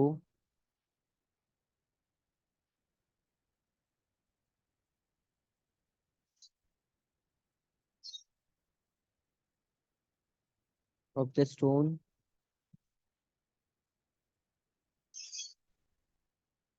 and start the stopwatch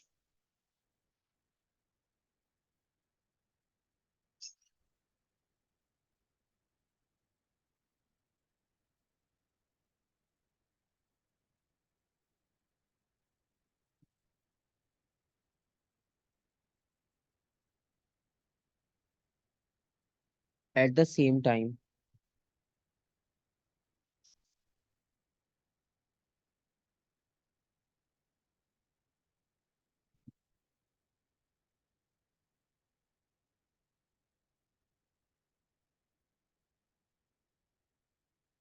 और थर्ड वन आपने जिसका मेंशन किया जीरो एरर, वो भी हम लिख सकते हैं।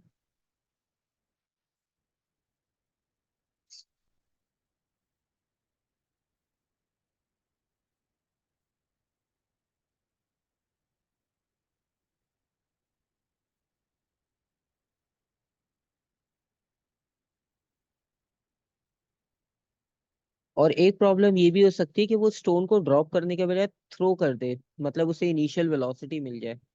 तो एक ये भी हम रीजन लिख सकते हैं कि उसने स्टोन को ड्रॉप करने के बजाय थोड़ा सा फोर्स लगा के थ्रो कर दिया, जिसकी वजह से उसे इनिशियल वेलोसिटी मिल गई।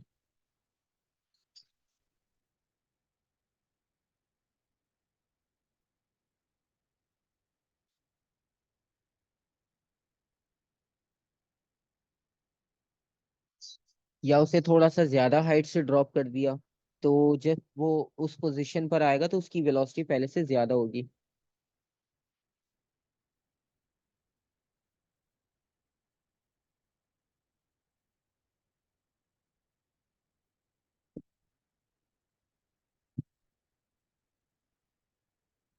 तो ये वाला पार्ट हो गया आपके पास complete.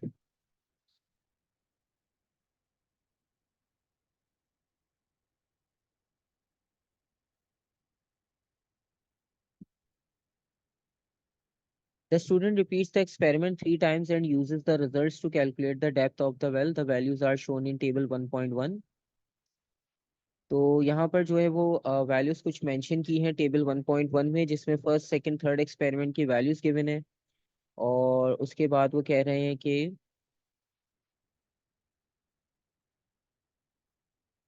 The true depth of the well is 36 metre, ये इसकी ट्रू डेप्थ है। Explain why these results may be described as precise but not accurate. तो इन्हें आप जो है वो प्रिसाइज कह सकते हो लेकिन एक्यूरेट नहीं, तो इसका क्या रीजन होगा? They're close to each other, but they're far away from the actual value. बिल्कुल सही।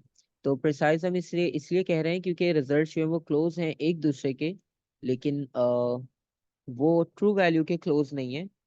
इस वजह से ये प्रिसाइज है, एक्यूरेट नहीं।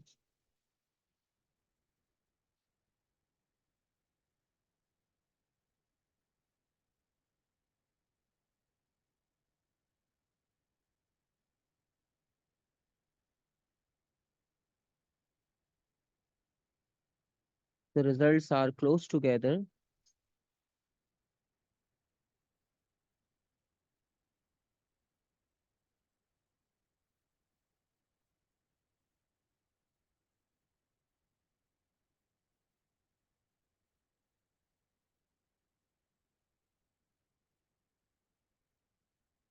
Are not close to the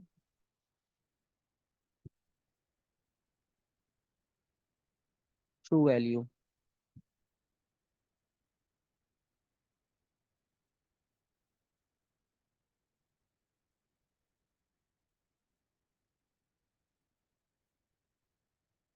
Question number two, a sphere floats in equilibrium on the surface of sea water of density 1050 kg per meter cube as shown in figure 2.1. 21% of the volume of a sphere is below the surface of water.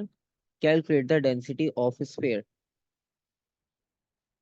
अच्छा, उन्होंने density बता दी सी water की, और 21% जो volume है वो already sphere का water में है, और आपने जो है वो कैलकुलेट करनी है उसकी डेंसिटी। तो डेंसिटी फाइंड आउट करने के लिए अब हमें कौन सी इक्वेशन यूज करनी चाहिए?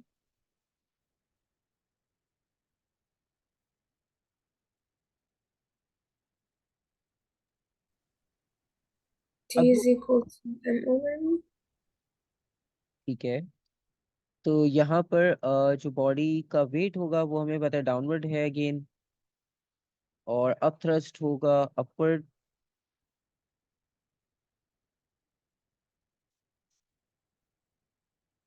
ठीक है, और इसको हम इक्वल कर लेंगे वाटर डिस्प्लेस्ड के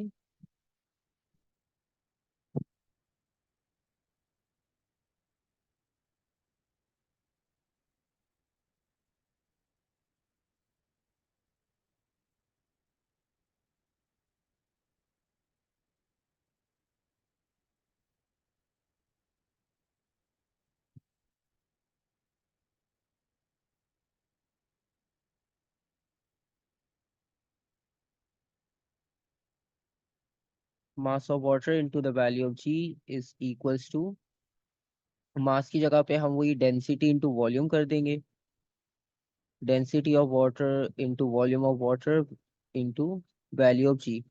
ठीक है, डेंसिटी के फॉर्मूला यानी density is equals to mass upon volume से ही हमने मास की वैल्यू को ड्राइव कर लिया। और अब जितना भी स्फेयर ने डिस्प्लेस किया वाटर को, वाटर भी उसे उतना ही जो है वो प्रोवाइड करेगा अप थ्रस्ट। तो इसका मतलब है हम यहाँ पर जो कैलकुलेशन करेंगे उसमें हमने डेंसिटी फाइंड आउट करनी है स्फेयर की। तो density of sphere into volume of sphere into value of ji is equals to density of water, volume of water into value of G. Value of G cancel out हो जाएगी दोनों ends पे, और सिर्फ आपके पास रह जाएगा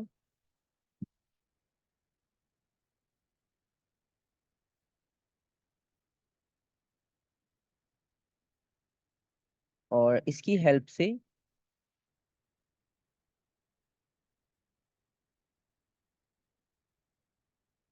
वाटर की डेंसिटी 1050 गिवन है, और जो वॉल्यूम ऑफ वाटर है वो 21% है यानी 0.21 टाइम्स ऑफ वॉल्यूम ऑफ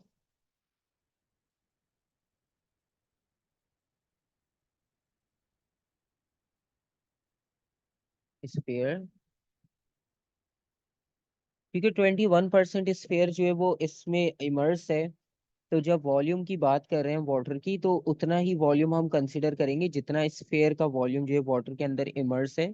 इसका मतलब है 21% वॉल्यूम जो है वो स्फेयर का इमर्स है, तो वाटर का भी वही पार्ट जो है वो कंट्रीब्यूट करेगा वॉल्यूम में। तो इसलिए हमने यहाँ पर लिखा है 21% का मतलब 0.21 और multiply by volume of sphere. मतलब अब जितना भी वॉल्यूम होगा उसको मल्टीप्लाई कर देंगे तो हमें एग्जैक्ट वैल्यू मिल जाएगी। ठीक है, divided by volume of sphere.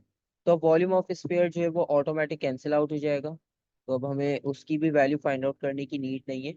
Simple 1050 को मल्टीप्लाई कर लेंगे 0.21 से और फाइनल आंसर आ जाएगा।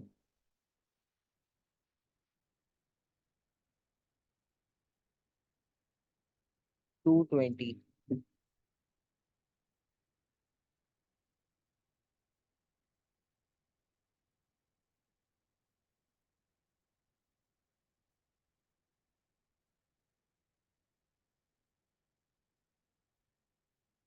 Part B, the sphere is now held so that its entire volume is below the surface of water.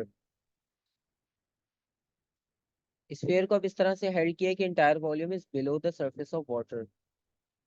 अब उसे पूरा ही इमर्स करवा दिया और फिर उस स्फेयर को रिलीज कर दिया। अब डेफिनेटली क्या होगा कि अगर आप फुटबॉल को स्विमिंग पूल में इमर्स करते हो फोर्सफुली, फिर जैसे आप उसे रिलीज करते हो तो वो एक्सेलरेशन के साथ ऊपर आएगी, इसकी स्पीड इंक्रीज होगी। तो आपने भी यहाँ पर इनिशियल एक्सेलरेशन कैलकुलेट करना है ऑफ द स्फेयर। ठीक है, अब फोर्स को अगर हम देखें, net force is equals to mass of sphere into acceleration of the sphere. ठीक है, तो अब रिजल्टेंट फोर्स हम कैसे फाइंड आउट कर सकते हैं? वही अभी फर्स्ट वाले पार्ट में जो हमने देखा कि हम दोनों के अपथ्रस्ट और जो वाटर डिस्प्लेस किया है स्फेयर ने, उनका हम डिफरेंस अगर देखें तो वो आपको नेट फोर्स की वैल्यू दे सकता है।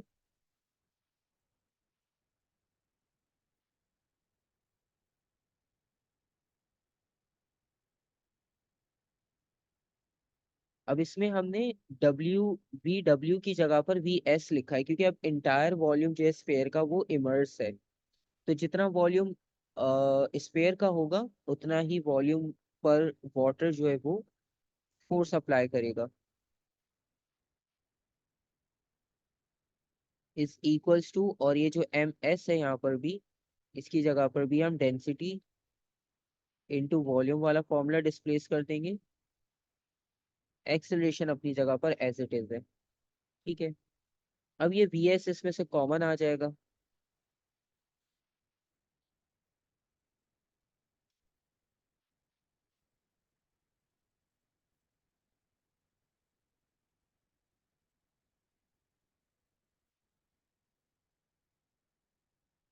और इसकी वैल्यू जो है वो कैंसिल आउट हो जाएगी। और बस अब हम इसमें एक्सेलरेशन फाइंड आउट करते हैं। एक्सेलरेशन इक्वल होगा,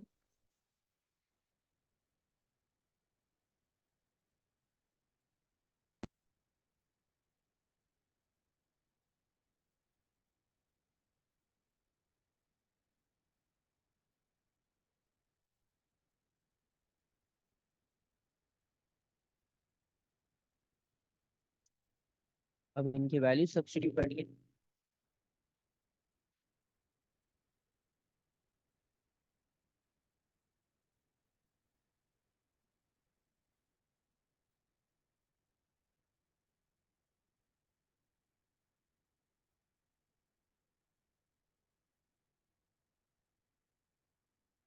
1050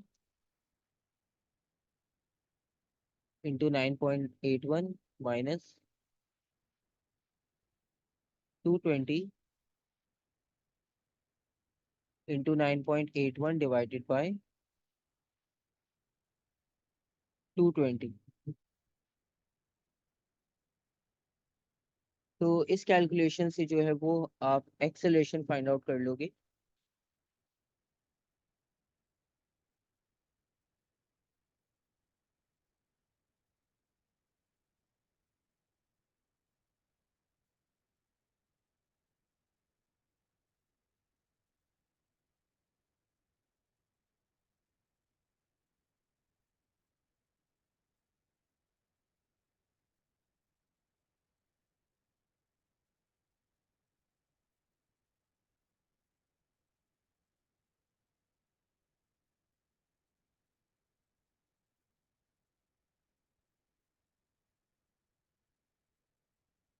37 मीटर पर second square.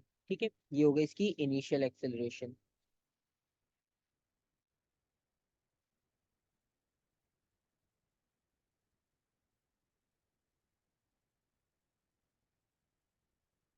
Part 2, the sphere accelerates upwards but remains entirely below the surface of water. तो उसने एक्सेलरेट तो किया लेकिन अभी भी जो है वो below the surface of water है। State and explain what happens to the acceleration of the sphere as its velocity begins to increase. जब उसकी वेलोसिटी इंक्रीज कर रही थी तो आपने स्टेट और एक्सप्लेन करना है what happens to the acceleration of the sphere, कि वो सरफेस ऑफ वाटर के बिलो ही रह सका एक्सेलरेशन के बाद भी।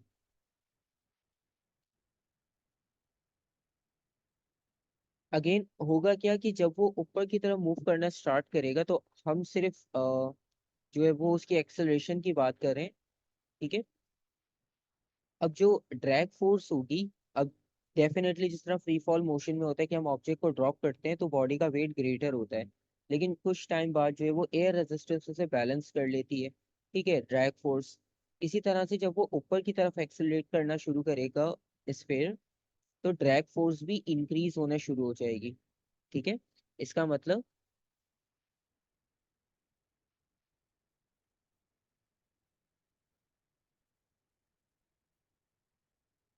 द डाउनवर्ड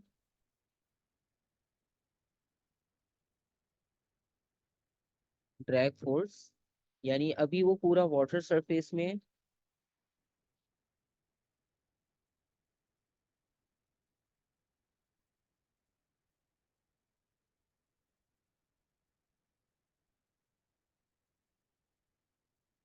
और जो सरफेस की स्फीयर की हम बात कर रहे हैं। ठीक है, तो वो जैसे ही ऊपर की तरफ एक्सेलरेट करना स्टार्ट करेगा तो उसे ऑपोजिट डायरेक्शन में जो है वो ड्रैग फोर्स मिलेगी, और वो इंक्रीज होना शुरू हो जाएगी। तो ड्रैग फोर्स इंक्रीज होने की वजह से the downward drag force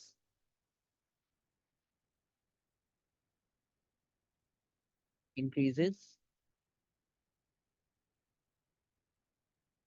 with the speed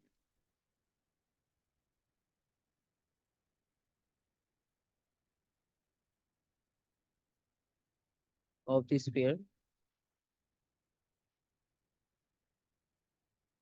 और फाइनली इसका मतलब ये होगा कि जब ड्रैग फोर्स भी बढ़ेगी तो रिजल्टेंट फोर्स जो होगी वो कम हो जाएगी।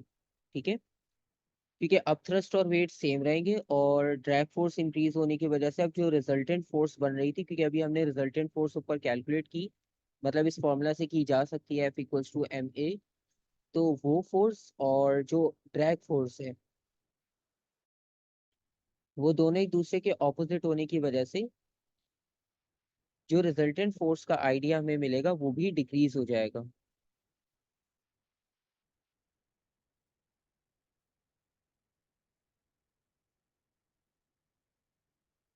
रिजल्टेंट फोर्स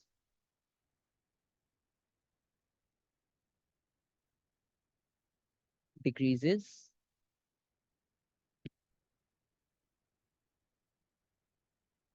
और जब रिजल्टेंट फोर्स डिक्रीज होती है तो according to the formula F=ma, F directly proportional होता है एक्सेलरेशन के, तो एक्सेलरेशन भी क्या होगी, डिक्रीज हो जाएगी।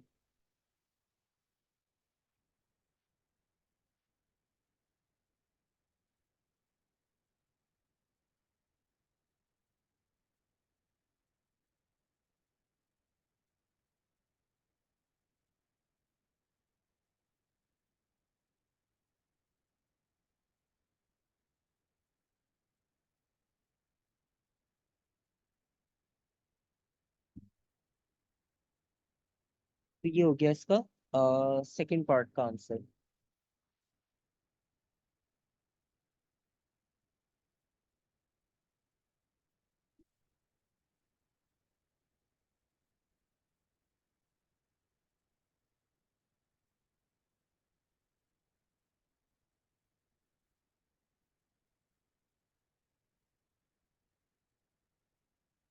Question number 3, state the principle of conservation of momentum. Conservation of momentum find out करना है हमने, सॉरी डिफाइन करना है।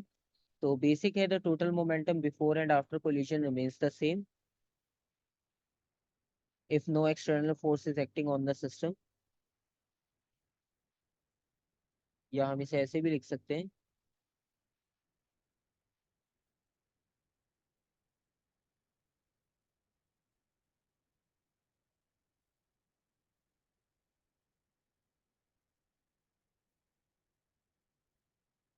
इन an isolated system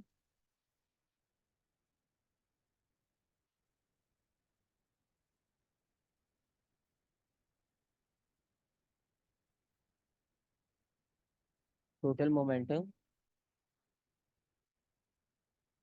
before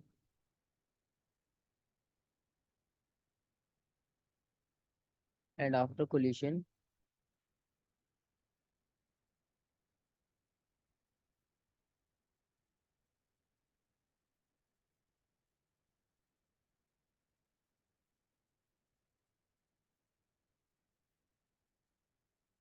remains the same. और उसके बाद पार्ट बी है, a firework is initially stationary, it explodes into three fragments A B and C. एक फायरवर्क था जो कि एक्सप्लोड हुआ, स्टेशनरी था पहले वो, और तीन उसमें फ्रैगमेंट्स में एक्सप्लोड हुआ, ए बी सी।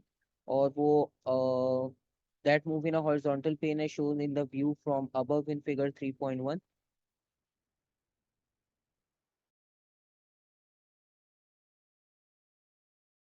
वो एक हॉरिजॉन्टल प्लेन, यानी जिस तरह ग्राउंड पे मार्बल्स होते हैं वो एक दूसरे से स्ट्राइक करते हैं, तो वो भी इसी तरह से मूव करते हैं रैंडम डायरेक्शंस में। उसी तरह से वो फ्रैगमेंट्स स्प्लिट होने के बाद जो है वो रैंडमली जिस तरह से मूव करके गए वो मेंशन कर दिया उन्होंने डायग्राम में। अब फाइनली हमें करना क्या है वो हम देखते हैं। कुछ इन्फॉर्मेशन गिवन है जो कि डायग्राम में भी थी, जैसे फ्रैगमेंट ए का मास है 3m और उसकी स्पीड गिवन है। फ्रैगमेंट बी की बात करें उसका मास है 2m और उसकी भी स्पीड गिवन है, और वो राइट एंगल पर गया है। और फ्रैगमेंट सी की बात करें उसका मास सिर्फ m है और it moves with speed v at an angle theta. तो अब हमें सबसे पहले वो थीटा ही फाइंड आउट करना है, ठीक है। यानी ये वाली वैल्यू हमने फाइंड आउट करनी है सबसे पहले।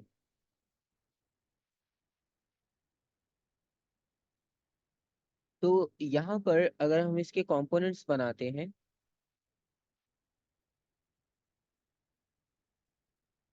ठीक है, ये कंपोनेंट आ गया,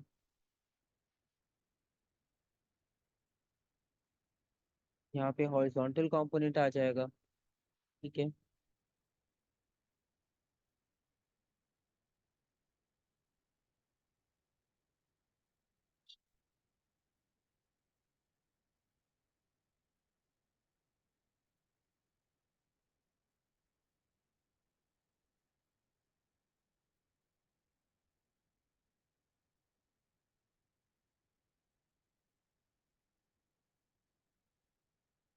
और अब हम इसको यहाँ पर डिफाइन करें, लेट सपोज पहले हम कंसिडर करते हैं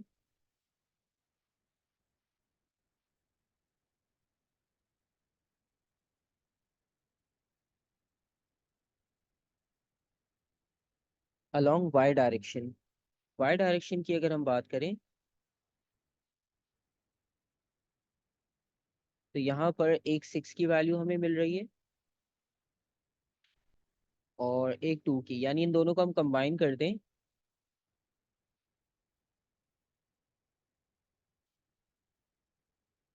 तो ये मोमेंटम बन रहा है, मास इनटू वेलोसिटी, ठीक है। और ये मोमेंटम क्योंकि ऊपर की डायरेक्शन में जा रहे हैं पार्टिकल, ये ऑपोजिट है एम वी कॉस थीटा के, तो एम वी कॉस थीटा और ये वाला मोमेंटम जो है वो एक दूसरे के ऑपोजिट है। इसका मतलब ये हुआ कि एक दूसरे को बैलेंस कर रहे हैं। 6 × 2 मीटर इज इक्वल्स टू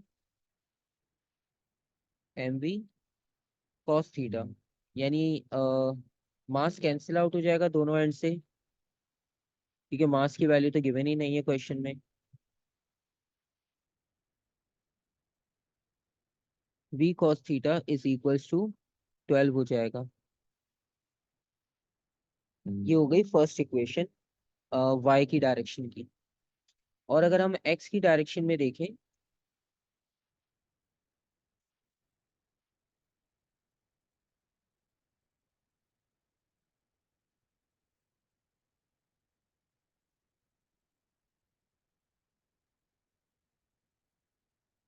तो x की डायरेक्शन में भी इसी तरह से हमें मिलेगा। एक यहाँ पर मास है और वेलोसिटी है, ये भी हमें मोमेंटम देंगे।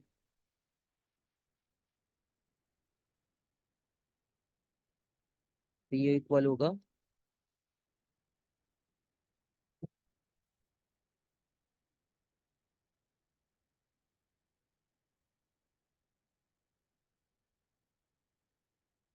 तो ये हो जाएगा 12। यहाँ पर भी m कैंसिल हो जाएगा।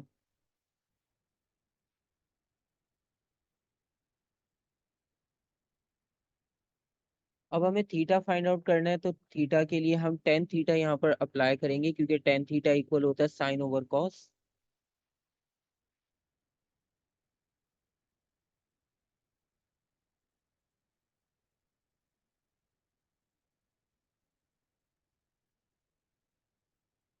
तो साइन थीटा और कॉस थीटा की अगर हम बात करें, तो एक वैल्यू है हमारे पास v साइन थीटा और दूसरी है v कॉस थीटा, और दोनों 12 और 12 है, यानी इक्वल्स टू 1 हो जाएगा। v और v कैंसिल हो जाएगा, तो साइन ओवर कॉस जो है वो 10 बन जाएगा,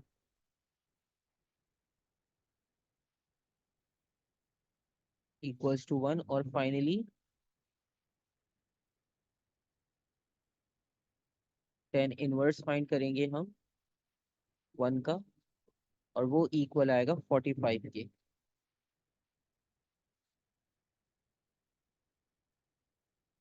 क्योंकि नॉर्मली जब इस तरह फोर्सेस गिवन होती हैं कंपोनेंट्स की, और उसमें से हमें एंगल फाइंड आउट करना होता है, तो हम टेन थीटा ही यूज करते हैं।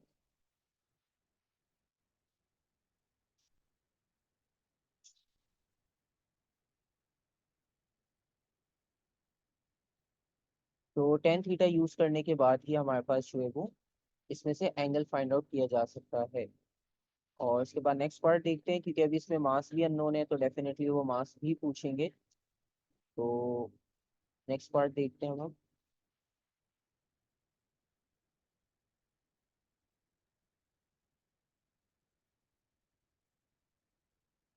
स्पीड फाइंड आउट करनी है यहाँ पर v। ठीक है, तो ठीक है, अभी हमने ऊपर देखा था v हमें कहीं भी गिवन नहीं था। ठीक है, तो यहाँ पर अब हम कोई भी इक्वेशन 1 या 2 यूज करके जो है उसमें से v फाइंड आउट कर सकते हैं, क्योंकि हमारे पास थीटा आ गया। तो हम इक्वेशन 1 या 2 में थीटा सब्स्टिट्यूट करके अब जो है v की वैल्यू फाइंड आउट कर सकते हैं। तो लेट्स सपोज हम एक इक्वेशन कंसिडर करते हैं,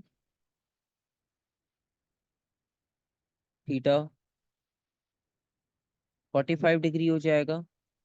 ठीक है, और again mass value cancel out हो जाएगी, और v is equals to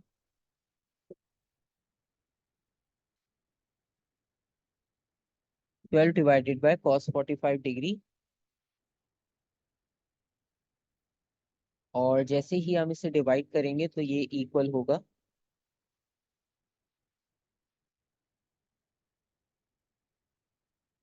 17 metre पर सेकेंड।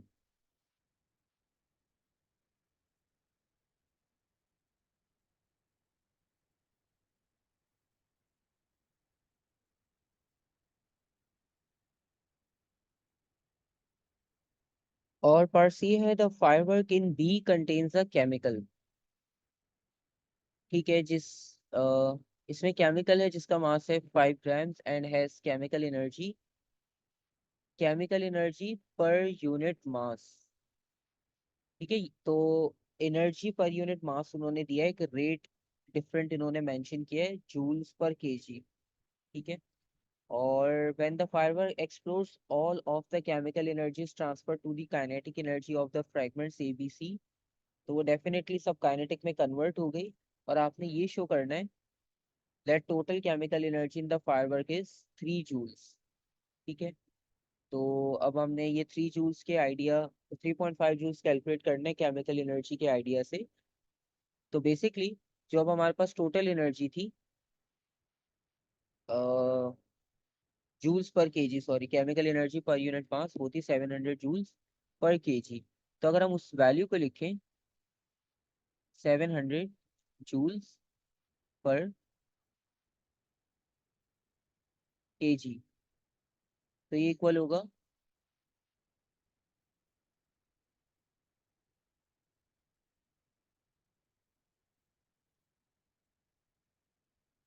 Chemical energy.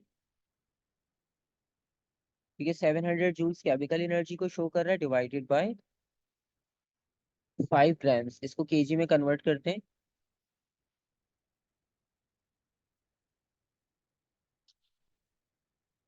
0.005 केजी।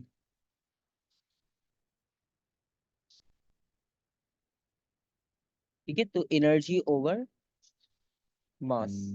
तो एक साइड पे जूल्स पर केजी हमें रेट गिवन था, और दूसरी तरफ हम एनर्जी ओवर मास, जो गिवन मास और गिवन एनर्जी है, उसको अगर हम कैलकुलेट करें, तब हमारे पास केमिकल एनर्जी अननोन है, क्योंकि वो हमने इसके इक्वल लेकर आनी है। मास हमें गिवन है, रेट हमें गिवन है, उसके अकॉर्डिंगली बस अब हम केमिकल एनर्जी फाइंड आउट कर लेंगे। तो chemical energy is equals to 700 multiply by 0.005 divided by 1। तो इन दोनों को मल्टीप्लाई कर देंगे, डेफिनेटली आपके पास आंसर यही आना चाहिए। ठीक है, 3.5।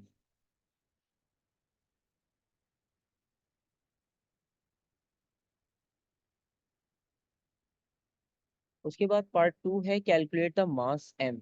जो अभी तक अननोन था स्टार्ट से, मास एम फाइंड आउट करना है। अच्छा, मास एम के लिए हम क्या करेंगे, क्योंकि अभी वैसे पार्ट सी का ही ये सेकंड चल रहा है, सब पार्ट। तो सी में उन्होंने एक आपको कहा था कि एनर्जी जो है वो काइनेटिक में कन्वर्ट हो गई। तो वो बेसिकली इस पार्ट के लिए हिंट है कि जो टोटल एनर्जी है वो कन्वर्ट हो रही है काइनेटिक एनर्जी में। और काइनेटिक एनर्जी में कन्वर्ट होने का मतलब ये कि टोटल एनर्जी 3.5 है। और इसमें हम ऐड क्या करेंगे अब, kinetic energy of fragment A plus kinetic energy of B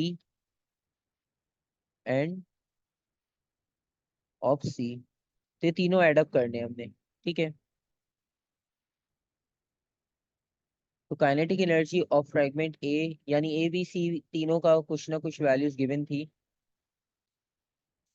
जैसे कि यहाँ पर मास और वेलोसिटी गिवन है, 2, 6, 3, 4 एम। और इसकी अभी हमने ऊपर एक वैल्यू कैलकुलेट की थी, स्पीड। इसकी स्पीड थी 17। ठीक है, तो हम इसके लिए लिखेंगे हाफ एम 17 स्क्वायर।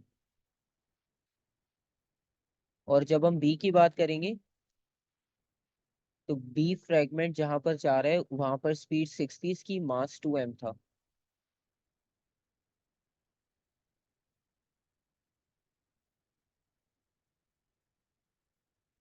मास 2 एम, स्पीड 6।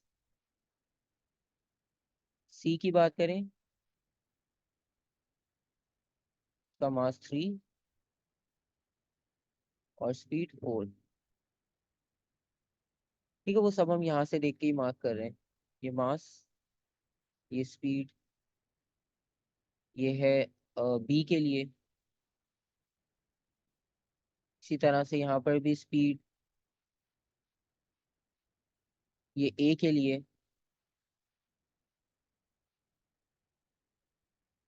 और सी के लिए मास अभी हम फाइंड आउट कर रहे हैं। और स्पीड हमने फाइंड आउट कर ली थी 17। अब बस कैलकुलेशन करनी है हमने और फाइनल आंसर आपको मिल जाएगा मास के लिए। ठीक है, तो बेसिकली ये हो जाएगा 17 इंटू मल्टीप्लाई बाय हाफ 144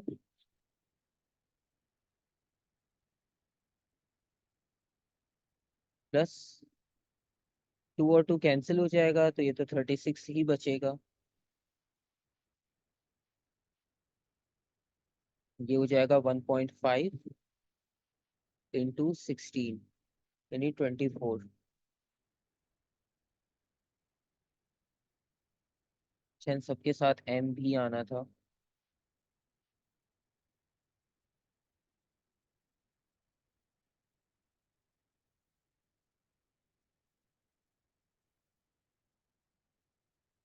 तो अब हम इसमें से m फाइंड आउट कर लेंगे। 144 प्लस 36 प्लस 24, ये हो गया 204।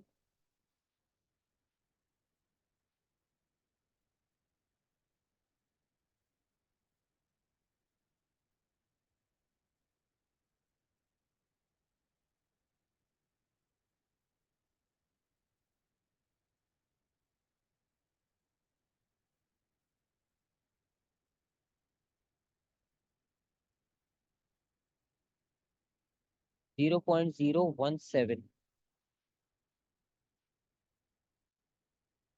kg। ठीक है, तो ये हो गया इसका अननोन मास, जो कि तीनों फ्रेगमेंट्स में 2m 4m करके गिवन था, वो हमने इसमें कैलकुलेट कर लिया। ठीक है, और ये वाला थर्ड वेरिएंट का भी लास्ट क्वेश्चन था, क्योंकि इसके बाद वेव्स और इलेक्ट्रिसिटी है इसमें। बस हमने पार्टिकल वाला क्वेश्चन नहीं किया अभी, और जो फर्स्ट क्वेश्चन आता है वो। उसके अलावा हमने फोर्सेस, मोमेंटम और इससे रिलेटेड जो है वो तीनों वेरिएंट्स 23 के देख लिए, और उसमें ये सारे क्वेश्चंस थे। सेकंड वाले में रिपीटेड थे इसलिए हमने उसको स्किप किया था, क्योंकि वो फर्स्ट वाले की तरह सेम था, वो आप ट्राई कर लेना।